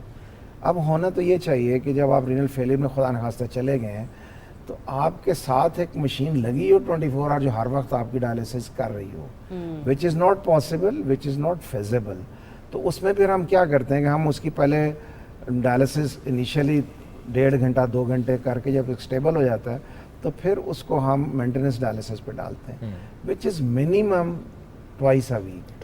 سم ٹائم آپ کو 3 دفعہ بھی کرنی پڑتی ہے, پھر کئی دفعہ.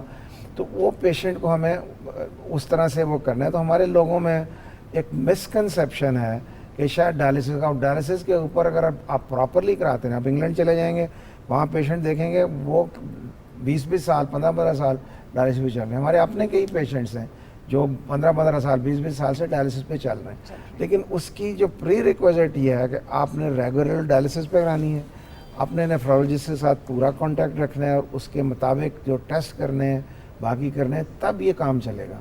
دین you can live with that. لیکن ڈائلسس کا جو پرابلم یہ ہے کہ you are dependent on a machine, you are dependent on your family and in long term, کیونکہ اب صحت سہولت کارڈ سے کافی لوگوں کو فائدہ ہو گیا. لیکن اگر خود آپ کو ڈائلسس کرانا پڑے تو it's a very very costly affair. Okay sir, Pakistan میں اس وقت جو ڈائلسس چل رہے ہیں کیا کاسٹ آ رہی ہے, اور کیا ہم اس طرح کے کوئی اور انوینشنز کی طرف جا رہے ہیں یا جدید ٹیکنالوجی کی طرف جا رہے ہیں کہ لوگوں کا پیسہ بھی بچایا جا سکے اور بر وقت جو ہے وہ ان کی ڈائلسس بھی کمپلیٹ کیا جا سکے؟ میں ڈائلسس کی ایک تو ڈائلسس کی کاسٹ ہے جو ہاسپٹل کو یا اس سینٹر میں آپ پے کرتے ہیں جی, but we are not calculating cost جو اس کا جو جاب چلا گیا, جو ٹائم اس کا, جو اس کو 2 بندے گھر سے اٹھا کے لا رہے ہیں, ان کا جو جاب گیئر بہت ساری ہوئی. پھر ہمارا سوشل سیٹ اپ جو پاکستان کا ایکسلنٹ ہے, میں یہ نہیں کہہ رہا غلط ہے, کہ آپ کے پاس لوگ آپ کی تیمارداری کرنے بہت آتے ہیں. جی جی, everybody is coming to you, آپ کے پاس بیٹھے گا. آپ اگر کسی محلے میں رہ رہے ہیں, گاؤں میں رہ رہے ہیں, اب وہاں پہ ایک سوشل ہماری نارم ہے کہ آپ اس کو چائے تو پلانی پڑے. کچھ ایسے بھی ہوں گے جن کو آپ کھانا بھی کھلائیں گے. تو اگر آپ اس کو ٹوٹلی کاسٹ ساری آنے جانے پیٹرول ہر چیز کی کاسٹ کریں, میں ابھی کی کاسٹ شاید نوید مجھ سے بہتر بتائیں گے. میں نے یہ ایک دفعہ جب جونیئر تھا تو بہت عرصہ پہلے, آج سے 20 سال پہلے شاید, ایک میں نے کاسٹ نکالی تھی پر پیشنٹ پہ اراؤنڈ 80 to 90,000 روپیز اس زمانے میں لگتے تھے. ٹھیک ہے, اب کتنی فیملیز ہیں ہماری پاکستان کی جو 80-90,000. نہیں سر, نہیں واقعی. تو اس لیے بیسٹ یہ ہے کہ اگر ہم ان کو ٹرانسپلانٹ کی طرف لے جا سکیں. بالکل ٹھیک ہے. اور گورنمنٹ کا کام یہ ہو کہ ان کو میڈیسن سبسڈائز ریٹ پہ, کیونکہ انہوں نے ساری زندگی میڈیسن کھانی ہے. ٹھیک ہے. لیکن اس کی کاسٹ اتنی نہیں ہے اتنی ڈائلسس کی. بالکل ٹھیک ہے. And secondly the person with a successful renal transplant, وہ is a useful member of the society. He is not dependent on anybody. He is not dependent. He can marry. بالکل ہی ٹھیک. Can have children. یعنی زندگی میں سہولت آ جاتی ہے, نارمل اس کی لائف گزر سکتی ہے کسی بھی. بالکل ٹھیک ہے. یہ بڑا اچھا پوائنٹ سر آپ نے ریز کیا ہے. میں بس 1 منٹ لوں گا سر یہاں پہ تھوڑا سا ناظرین کو سمجھانے کے لیے بھی کہ جب ہم بات کر رہے ہیں ڈائلسس سے متعلق تو اب ہمیں گفتگو کرنی ہے آرگن ٹرانسپلانٹ سے متعلق, چونکہ آرگن ٹرانسپلانٹ ایک ایسا معاملہ ہے جس میں ہم دنیا کے ترقی یافتہ ممالک کی مثالیں تو دیتے ہیں, لیکن ویئر آر وی اسٹینڈنگ جب ہم بات رینل ٹرانسپلانٹ کی کر رہے ہیں. کچھ کیسز ہم ضرور دیکھتے ہیں کہ انڈیا جا کے کسی اور ملک میں جا کے وہ ٹرانسپلانٹ کراتے ہیں. ہم اتنا پیچھے کیوں ہیں, کہاں کہاں پہ کوتاہیاں ہو رہی ہیں؟ اس میں ایک معاملہ یہ بھی ہے کہ کہا جاتا ہے جی میرا تو آرگن میچ نہیں ہوا, میرا بلڈ گروپ میچ نہیں ہوا. یہ جو میچنگ کا کرائٹیریا, کیا اس میں پروگریس ہوئی ہے سر؟ اس پہ پلیز تھوڑی روشنی ڈالیے گا. جی دیکھیں, نیچرلی جب آپ ٹرانسپلانٹ کرتے ہیں تو آپ کو ایک ڈونر چاہیے جو کڈنی ڈونیٹ کرے گا. جو پاکستان کا جو ایکٹ ہے جو اسمبلی سے پاس ہوا ہے, that is human organ transplant authority ایک بنی ہے اس کے اوپر جو اس کو ریگولیٹ کرتی ہے. اس کے مطابق آپ جو فرسٹ پریورٹی ہے that is first degree relatives. ٹھیک ہے. فرسٹ ڈگری ریلیٹیوز کون ہیں؟ ماں باپ ہیں, بچے ہیں, بہن بھائی ہیں, یہ لوگ آپ کو دے سکتے ہیں. لیکن اگر اس میں اویلیبل نہیں ہے because of the medical reasons اور کسی اور, جو آپ نے پروو کرنی ہے in front of evaluation and ethical committee of that hospital as well as in front of ہوتا کی ایک اپنی کمیٹی اس کے سامنے بھی. ٹھیک. اگر اس میں نہیں ہے تو then they allow you to go for جس کو ہم کہتے ہیں نان کلوز ریلیٹیوز. ٹھیک. یا 2nd degree 3rd degree 4th degree, اس میں تو ابھی کافی ساری کیٹیگریز بنا دی ہیں. لیکن straight way going for unrelated transplant that is not permissible in our law. ٹھیک. اور دو اس کے کئی انٹرپریٹیشن چل رہی ہیں.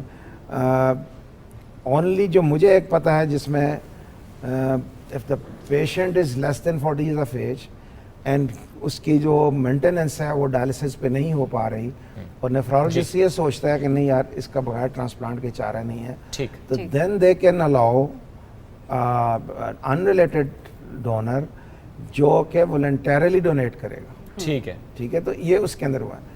اب جو آپ نے بات کی کہ کیا اس میں کوئی وہ ہوئی ہے, دنیا میں ابھی کیا ہو رہا ہے کہ ہم ابھی تک وہی ٹرانسپلانٹ کرتے تھے جو کمپیٹیبل بلڈ گروپ سے, ٹھیک ہے, کہ جو آپ کو بلڈ ڈونیٹ کر سکتا ہے وہ کڈنی بھی ڈونیٹ کر سکتا ہے. But now we are moving towards incompatible blood groups. Okay.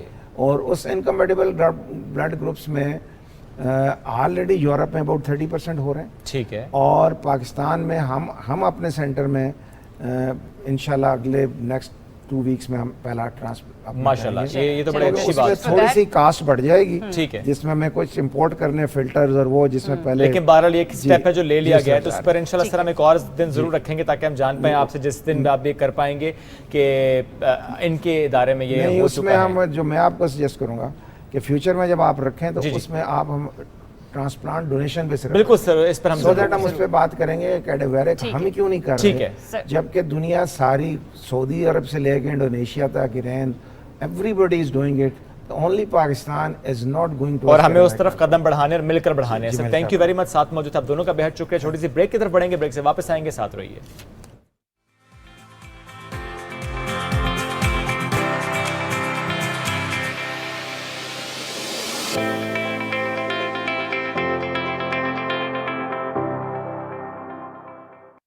بڑھ رہی ہے گرمی, احتیاط ہے لازمی. ہیٹ سٹروک کے مضر اثرات سے بچاؤ کے لیے احتیاطی تدابیر پر عمل لازمی کریں. دھوپ میں غیر ضروری گھر سے باہر جانے سے اجتناب کریں. باہر نکلتے وقت سر کو ڈھانپیں. پانی بار بار پئیں اور کولڈ ڈرنک سے اجتناب کریں. ایئر کنڈیشن ماحول سے اچانک باہر نہ نکلیں. کھلے ہلکے رنگ کے کپڑے پہنیں. تیز دھوپ اور گھٹن میں مشقت سے گریز کریں. زیادہ پسینے کی صورت میں نمکول, شکنجبین پئیں.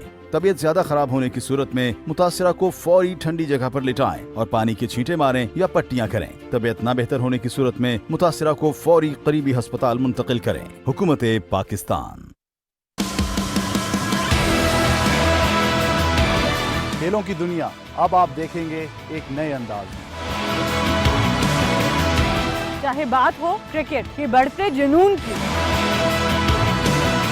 یا فٹ بال کی دنیا کے جوش کی, ہم لائے ہیں آپ کے لیے سب, تبصروں سے لے کر کھیل کے ابھرتے ہوئے ستاروں.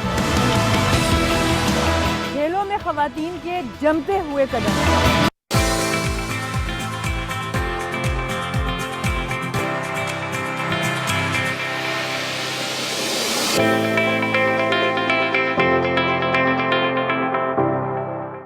جی ویلکم بیک. ناظرین, بریک کے بعد آپ کو ایک بار پھر سے خوش آمدید کہتے ہیں. اور بریک کے بعد ہم لوگ سیلیبریٹی لاؤنج میں جو ہے وہ انٹر ہو چکے ہیں. پولیٹیکل پرسنالٹیز اور اس کے علاوہ شوبز سے جڑی شخصیات اس سیگمنٹ کا حصہ بنتے ہیں. اور یوں تو ہمارے پروگرام میں پہلے بھی آپ ان شخصیت سے ملاقات کر چکے ہیں, لیکن اب بات کرنا اس لیے بھی بہت زیادہ ضروری ہو چکا ہے کیونکہ اس وقت ملک کو بہت سارے چیلنجز درپیش ہیں اور کس طرح سے وہ اور ان کی پارٹی حکومت کے ساتھ کوآپریٹ کر کے معاملات کو آگے بڑھا رہی ہے. تو بات کرتے ہیں پیپلز پارٹی کے انفارمیشن سیکرٹری اور سابق ڈپٹی اسپیکر قومی اسمبلی فیصل کریم کنڈی صاحب. السلام علیکم اینڈ ویری گڈ مارننگ. السلام علیکم. جی کنڈی صاحب, معذرت کے ساتھ پہلے ذرا ڈاکٹرز بیٹھے ہوئے تھے تو منہ سے اچانک ڈاکٹر نکل. آپ بھی پولیٹیکل ڈاکٹر ہیں سر. پولیٹیکل ڈاکٹر ہیں. پولیٹیکل ڈاکٹر ہیں. اور سر اس وقت ویسے پولیٹیکل ڈاکٹرز کی ضرورت زیادہ ہے چونکہ مسائل زیادہ ہیں, مرض بڑھ گیا ہے. مرض اتنا نہیں بڑھا لیکن مسائل زیادہ ہیں. مسائل زیادہ ہیں. کس حد تک قابو پایا ہے سر ہم نے اس 1-1.5 مہینے میں؟ دیکھیں بڑا ایک شارٹ ٹائم تھا. ایک تو یہ ہے کہ یہ جو حکومت آئی ہے یہ کوئی عدم اعتماد کے ذریعے آئی ہے, نہ کہ ڈائریکٹ مینڈیٹ کے ذریعے آئی ہے. اور دوسری بات یہ ہے کہ اس حکومت کو ڈیلیور کرنا پڑے گا بڑے شارٹ ٹائم میں, کیونکہ پچھلے 3.5-4 سال جو حکومت رہی ہے اور ابھی جو یہ اتحادی حکومت آئی ہے, انہوں نے فرق پاکستان کی عوام کو دکھانا ہے کہ اس حکومت اور اس حکومت میں کیا فرق ہے. ٹھیک ہے, اگر ہم فرق نہ دکھا سکے اور اسی طریقے سے جو کہ پچھلی حکومت چلتی رہی تو پھر فائدہ کیا ہوا عدم اعتماد کا. اور پھر اگلے آپ الیکشن میں جا رہے ہیں تو آپ کیا لوگوں کو کیا مینیفیسٹو یا کیا نعرہ لگا کے جائیں گے کہ اس حکومت نے یہ کیا اور ہم نے یہ آپ کو ریلیف دی تو آپ ہمیں وہ کریں. تو ایک بڑا ڈیفیکلٹ ٹاسک ہے, لیکن امپاسبل نہیں ہے, مشکل بھی نہیں ہے. ٹاسک اتنا ڈیفیکلٹ ہے کہ جو پچھلے 3 دن گزرے ہیں وہ صبح دوپہر شام کو پتہ ہے کس قسم کے بیانات سامنے آ رہے تھے, لیکن اب باقاعدہ طور پر جو متحدہ حکومت ہے, پہلے اپوزیشن تھی لیکن سب متحد ہو گئے کہ نہیں اب معاملات چلانے ہیں, ہر فیصلہ بڑھ چڑھ کر دیکھیں گے, معاملات کو کس طریقے سے آگے لے کے چلنا ہے. تو ٹھان نہیں ہے اب کہ چلنا ہی ہے آگے. دیکھیں پولیٹیکل لیڈر یا لیڈرشپ کا پتہ کرائسس میں پتہ چلتا ہے. اگر میں آپ کو گاڑی دوں کہ آپ موٹر وے پہ جائیں لاہور تک سپوز فار ایگزامپل یا کسی جگہ پہ, تو ایک گیئر چوتھے گیئر میں گاڑی ڈالیں 5ویں میں اور آپ پہنچ جائیں گی. لیکن اگر آپ کو ایک بمپی روڈ ملے جس میں بہت سے مشکلات ہوں, کھڈے ہوں, یہ ہوں, تو آپ کی ڈرائیونگ ڈرائیور کا پتہ تب چلتا ہے. بات تو اب درست تو ہے. لیڈرشپ کا پتہ کرائسس میں پتہ چلتا ہے کہ کرائسس سے ملک کو کیسے نکالتے ہیں. اور مجھے یاد ہے میں جب ڈپٹی اسپیکر 2008 سے 13 تک کا ٹائم جو تھا, آپ نے بھی واچ کیا ہوگا, ہم روز دیکھتے تھے, رات کو سوتے تھے, کہتے ہیں حکومت تو صبح نہیں ہوگی اور صبح پھر ہو جاتی ہے. اور وہ ایک الائنس کی حکومت تھی, کچھ الائنس پی ایم ایل این ہمارے ساتھ پہلے الائنس میں تھی, چلی گئی, پھر ہمارے ساتھ رہی, مطلب مختلف پولیٹیکل پارٹیز الائنس میں رہے اور گئے. تو یہ چیزیں پاکستان میں اصل میں انفارچونیٹ یہ ہے. ابھی آپ دیکھیں کہ ریسنٹلی ابھی جو ہے لانگ مارچ اپوزیشن جماعتوں نے اناؤنس کیا ہوا, ٹھیک, کل الیکشن ہو جاتا ہے, چلو ان کے کہنے پہ الیکشن ہو جاتے ہیں, ان کو حکومت بھی مل جاتی ہے, کل کی اپوزیشن جماعت پھر لانگ مارچ کرتی ہے, پھر الیکشن ہوگا. دیکھیے اب طریقہ یہ ہے, انہوں نے استعفے دیے ہیں, قبول نہیں ہوئے, آئے پارلیمنٹ میں, بڑی بالکل ٹھیک بات, بہت ہی کم میجورٹی ہے. جمہوری طریقے اگر آپ کے پاس ہم سے کوئی اتحادی خفا ہوتا ہے, آپ کے پاس آتا ہے, آپ عدم اعتماد کر لیں اور آپ آ جائیں حکومت میں. لیکن یہ نہیں ہے کہ میں سڑک پہ بیٹھ جاؤں, کل الیکشن میں ہارتا ہوں, میں سڑک پہ بیٹھتا ہوں کہ جی میں یہ روش غلط ہے کہ اقتدار ملے گا تو ٹھیک ہے, ورنہ سڑکوں پر. دیکھیں آپ کرٹیسائز کریں, حکومت کی پالیسیز کرٹیسائز کریں, حکومت کو جو ہے وہ مطلب ہے کہ الیکشن اگلا 1.5 سال کے اندر الیکشن ہونے, حکومت اور اتحادی جماعتوں نے اناؤنس کرنا ہے کہ کب الیکشن ہونا ہے. میرا پارٹی کا پوائنٹ آف ویو یہ ہے, اور اتحادی جماعتوں کو بھی ہم نے راضی کیا کہ ہم پہلے اصلاحات کریں. ہم ایسے اصلاحات کریں کہ کل جو الیکشن ہے, انفارچونیٹ ہر الیکشن میں اپوزیشن جماعت کہتی ہے کہ دھاندلی ہوئی, ہم ایک ایسا وہ لے کے آئیں, اصلاحات لے کے آئیں تاکہ کل اپوزیشن کی جماعت جو کل بھارتی ہے جو بھی ہے وہ یہ نہ کہہ کے الیکشن میں دھاندلی ہوئی. بالکل ٹھیک ہے. سر جب ہم بات کر رہے ہیں متحدہ حکومت کی, ایسے میں کیا اس وقت تمام جماعتیں ایٹ دس پوائنٹ بھی اور فرام ڈے 1 1.5 مہینے سے ایک پیج پر ہیں کہ ہمیں حکومت کرنی اور مدت پوری کرنی ہے پارلیمنٹ کی, یا کہ کسی ایک جماعت کا یہ موقف ہے کہ نہیں let's go into the elections? دیکھیں 10-11 جماعتیں, ہر پارٹی کا اپنا ایک موقف بھی ہوتا ہے. پاکستان پیپلز پارٹی کا جو ہو, ہمارا یہ موقف پہلے دن سے رہا ہے کہ ہم اصلاحات کریں. چیئرمین بلاول بھٹو زرداری صاحب نے سپریم کورٹ میں ججز کے سامنے کھڑے ہو کے کہا تھا کہ ہم چاہتے ہیں عدم اعتماد کے بعد اصلاحات ہوں اور اس کے بعد انتخابات ہوں. اصلاحات کا بل کل اسمبلی میں پیش ہو چکا ہے. ہم آپ کے توسط سے اپوزیشن سے بھی کہیں گے کہ آپ بھی ہیں, اپنا ان پٹ دیں. آپ کو جو آپ کے پوائنٹس اچھے ہوں گے, حکومت ڈیفینیٹلی اس کو ڈالے گی, آپ اپنا ان پٹ دیں, آئیں پارلیمنٹ میں, اور اس کے بعد جب اصلاحات ہو جائیں تو آپ بیٹھیں ہمارے ساتھ. ہم الیکشن شاید آپ کے اس کے مطابق ہم شاید 1.5 سال بعد نہ کریں, ہم سال بعد کرا لیں, یا اس سے مطلب یہ چانس ہے. اگر آپ بیٹھیں گے, اگر آپ نہیں بیٹھیں گے اور آپ کہیں گے نہیں ہم سڑک پہ بیٹھے اور الیکشن کریں, تو یہ تو حل نہیں ہے کہ سڑک پہ. دیکھیں ہم نے بھی ایک لانگ مارچ کیا تھا, اور ہم نے لانگ مارچ پیپلز پارٹی نے کراچی سے لے کے اسلام آباد تک یہ 10 دن کا لانگ مارچ تھا, اور ہم نے راستے میں کہا تھا کہ آپ استعفیٰ دیں, الیکشن اناؤنس کریں, یا پھر ہم عدم اعتماد کے ذریعے آپ کو ہٹائیں گے. ہم نے ایک جمہوری طریقہ آپشن دی تھی, ہم نے جمہوری طریقہ اپنایا تھا. اگر ان کو الیکشن چاہیے تو اس وقت بھی کر لیں. بالکل. لیکن سب سے امپورٹنٹ چیز, آپ نے لانگ مارچ کون سے دن اناؤنس کیے؟ جس دن ہمارے یاسین ملک صاحب کے انڈیا کی عدالت میں ایک ہیئرنگ ہو رہی ہے جس پہ ہمیں خدشہ ہے کہ سزا ملنے ہے ان کو. اس دن ہمیں چاہیے کہ ہم اس پہ فوکس کریں. آپ میڈیا کو فوکس کرنا چاہتے ہیں لانگ مارچ میں, تو یہ چیزیں آپ کر لیں بعد میں. لیکن یہ چیز ان کی وائف نے بھی میں غالباً یہ ریکویسٹ کی ہے کہ اس چیز کو 1-2 دن آگے کر دیا جائے, کیونکہ بہت ہی امپورٹنٹ ہمارے لیے یاسین ملک صاحب بڑے امپورٹنٹ پرسنالٹی ہیں کشمیر کاز کے لیے. تو ان کے بھی جو ہے وہ 25 تاریخ کو ان کی بھی ہیئرنگ ہے انڈیا کی عدالت میں, اور ہمیں خدشہ ہے کہ ان کو شاید سزا دے دی جائے, عمر قید یا پھانسی کی سزا دے دی جائے, جو کہ ہم سمجھتے ہیں کہ ہمیں اس پہ فوکس کرنا چاہیے, نہ کہ آپ حکومت کو انگیج کریں گے یا آپ لانگ مارچ میں جو ہے انگیج رہیں. ٹھیک ہے, اس وقت ایک بریکنگ نیوز آ رہی ہے, وہ آپ سے شیئر کرتے ہیں, براہ راست لیے چلتے ہیں. شکر گزار ہیں چیئرمین سینٹ کے کہ انہوں نے تمام شور شرابے اور دباؤ کے باوجود اس دن رول معطل نہ کیا اور معاملے کو سٹینڈنگ کمیٹی میں بھیجا. ہمارے محترم سینیٹر تاج حیدر صاحب chairman parliamentary affair standing committee موجود ہیں.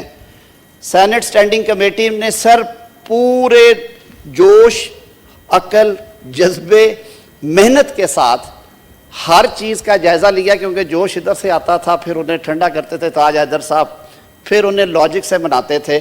تقریباً 80% معاملات پہ اتفاق رائے قائم ہو گیا اور متفقہ طور پہ طے ہوا کہ اسے پاس کیا جائے گا. ماسوائے وہ 2 چیزیں جن پہ سوئی اٹکی ہوئی تھی, میں کہوں گا اس وقت کے وزیر اعظم کی, کہ ای وی ایمز اور انٹرنیٹ ووٹنگ فار اوورسیز. ہم نے کبھی نہیں کہا کہ اوورسیز کو ووٹ کا حق نہ دے. ہم کہتے ہیں سپریم کورٹ کے فیصلے کی روشنی میں جو طریقہ کار وضع کیا گیا تھا وہ کرے. یہی سینٹ کی سٹینڈنگ کمیٹی کی رپورٹ تھی. بدقسمتی سے وہ رپورٹ انڈر دا کارپیٹ ہی رہی. اس کے بعد جو جوائنٹ سیشن میں ہوا وہ سب کے سامنے ہے. ہم نے صرف اس معاملے کو بہتری کی طرف لے جانے کے لیے یہ کوشش کی ہے اور میں یہ امید رکھتا ہوں کہ ہاؤس اس کی اجازت دے گا. بہت شکریہ. سینٹ کا اجلاس اس وقت جاری ہے اور ہمارا پروگرام بھی جاری ہے اور فیصل کریم کنڈی صاحب سے ہم اس پہ گفتگو کر رہے ہیں.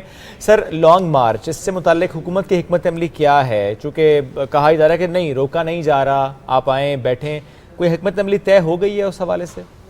دیکھیں ڈیفینیٹلی حکومت اس پہ اپنی اتحادی جماعتوں کے ساتھ اور بیٹھ کے بات چیت کر رہی ہے.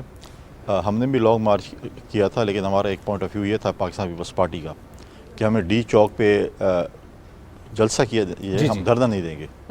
ہم آئے, ہم نے جلسہ کیا اور ہم ڈسپرس ہوئے. حالانکہ ہم 10 دن ٹریول کر کے آئے, کراچی سے آئے, ہم نے جلسہ کیا. لیکن جو پارٹیاں دھرنا دینے جا رہی تھی ان کو انہوں نے کشمیر ہائی وے پہ ایک اسپاٹ دیا تھا جہاں پہ سر. تو اگر اب دیکھتے ہیں کہ اگر یہ دھرنا ان کا پروگرام ہے زیادہ تھا, میری اپنی ذاتی تجویز ہے, مجھے نہیں پتا حکومت کیا ڈیسائیڈ کرے گی. تو ان کے پاس جیسے ان کی حکومت میں تھا کہ جی آپ آ جائیں پریڈ گراؤنڈ میں بیٹھ جائیں یا آپ جو اتوار بازار کے ساتھ کشمیر ہائی وے شاید وہ اسپاٹ ان کو دیں.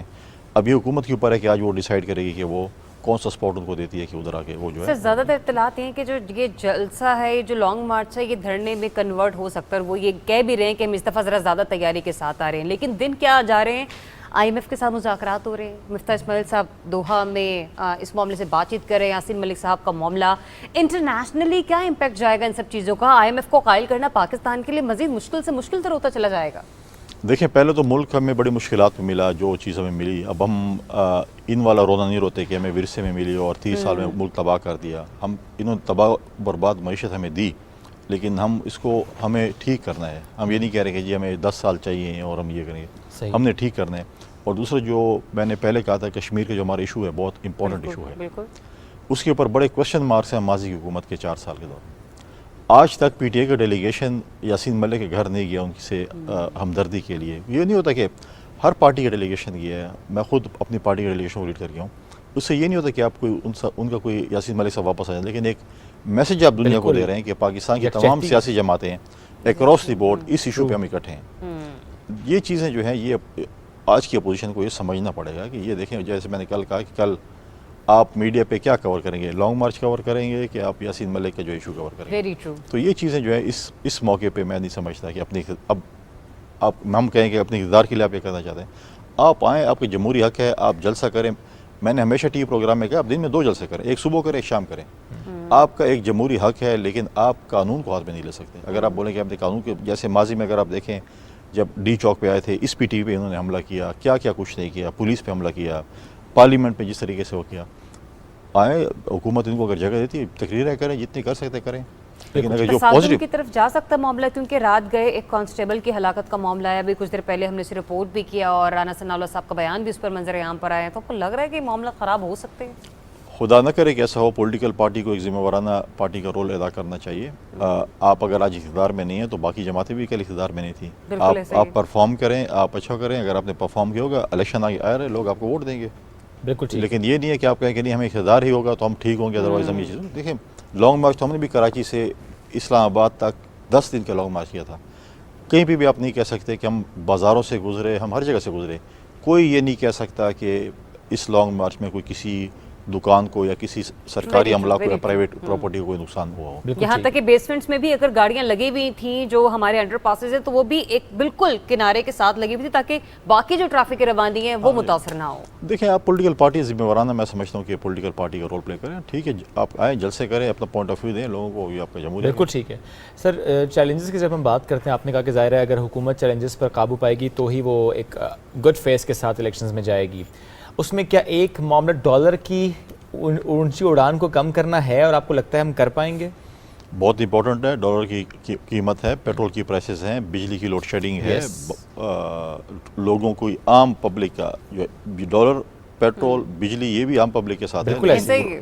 روزمرہ کی اشیاء کا جو ہے وہ قیمتوں کا کم کرنا, یہ بہت سے جو بڑے مشکل ٹاسک ہیں جو کہ اچیو کرنے سے حکومت کو, مطلب ریلیف دینا لوگوں کو. یہ سب چیز ڈالر دیکھیں, ڈالر ہر چیز کے ساتھ ڈالر کا جو ہے وہ نتھی ہے. पेट्रोल महंगा होता है खुदा तो सब चीज़ें महंगी होती हैं। बिल्कुल ऐसे ही है। बिजली नहीं होगी तो मतलब है कि आप क्या कह सकते हैं कि मतलब बिजली का मतलब है कि आपको लोड शेडिंग कम करनी पड़ेगी, चीज़ें आपको मतलब है हुकूमत को एक अपने ऊपर बोझ डालना पड़ेगा। ये चीज़ें सब चीज़ पे जो है लोड शेडिंग पर कितना काबू पाया? बिलखुसूस मैं सिंध और कराची की बात करूँगा। मैं जिस इलाके में हूँ डेर इस्माइल खान KPK, उसमें कोई फर्क नहीं पड़ा, उसमें नहीं है। हमें तो अभी तक फर्क नहीं नजर आया, सर इसकी बल्कि ज्यादा हुई है। सर अगर ज्यादा हुई है और फर्क नहीं पड़ा तो क्या आपने फिर ये मामला वज़ीर-ए-आज़म साहब के साथ शेयर किया? नहीं, मैं आज ही अपने वफाकी वजीर साहब से मिलूंगा कि वफाकी वजीर साहब का ये दावा था कि लोड शेडिंग कम होगी। इस्लामाबाद, लाहौर, पेशावर, कराची ये पाकिस्तान नहीं है, बाकी शहर भी पाकिस्तान का हिस्सा है। ये गिला है सर आपका? और ये अच्छी बात है कि भले आप गवर्नमेंट में लेकिन आप गिला कर रहे हैं कि ये मामला है जिसको अब कहें, अगर मैं स्टेटमेंट यहाँ पर बैठ के दूं कि मैंने ये कहनी है, तो मैं अगर कहूँ कि मेरे इलाके में पहले भी थी, मतलब है कि मेरे इलाके में जिस हमारा PTI की हुकूमत में भी हमारे इलाकों में 12-12 घंटे लोड शेडिंग, ठीक है, और हम टीवी पे कहते क्या है, लेकिन अगर उससे कम होगी तो हम बोलेंगे कम हुई, अगर उससे ज्यादा होगी तो हम बताएंगे। अब ये तो छुपने वाली चीज़ ज्यादा हुई है। और सर वही जवाब जो कि दिया जा रहा है कि तवानाई के शोबे में अगर हम देखें तो जो हमारे प्लांट्स चल रहे हैं वहाँ पे मेंटेनेंस के इश्यूज हैं, ये वाले मामला आता है, लिया नहीं गया, मतलब यानी कि मुआहदा नहीं तरीके से लिया गया, तो उसको भी बोरो कर लिया जाएगा फिर? देखिए, जो पहले हुकूमत का पॉइंट ऑफ व्यू था, उनका एक may be genuine point of view था। एक तो ये था कि हमारे जो है क्योंकि गर्मियों में जो बर्फ़ पिघलती है, ग्लेशियर पिघलते हैं, पानी आता है हमारे पास, जो है वो हाइडल बिजली का जो प्रॉब्लम। दूसरा ये कि IPPs का जो प्रॉब्लम था, जब अदम एतमाद या उससे पहले की जब चीज़ें शुरू हुई तो पिछली हुकूमत ने इन टाइम ऑयल परचेज़ नहीं किया। बिल्कुल सही। जब इन टाइम ऑयल परचेज़ नहीं तो आपकी IPPs नहीं चल रहे थे, इन्होंने ऑयल परचेज़ किया, पहुँचने में टाइम लगा। लेकिन अब यह है कि अब मैं समझता हूँ कि वो टाइम और हो गया, पानी भी अभी जो है ग्लेशियर भी पिघलना शुरू हो गए हैं, तो वो बहाना अब नहीं होना चाहिए, अब रिलीफ देना चाहिए। और इंशाल्लाह मैं उम्मीद करता हूँ कि हुकूमत ये रिलीफ दे इंशाल्लाह। Thank you sir, thank you so much, साथ मौजूद थे आप। और ये बड़ी अच्छी बात है कि क्रिटिसिज्म भी है तो वो इसलिए कि ताकि चीज़ें बेहतर हों, और ज़रा जब अपने हल्के की बात हो रही है, अपने आवाम की बात हो रही है, तो उनकी बेहतरी की बात होनी बहुत ज़्यादा ज़रूरी है। No matter that you're in government, आपको ज़रूर वो पॉइंट्स हाईलाइट करने चाहिए। नाज़रीन, वक्त हो गया ख़त्म, आपसे इजाज़त चाहेंगे। अल्लाह हाफ़िज़।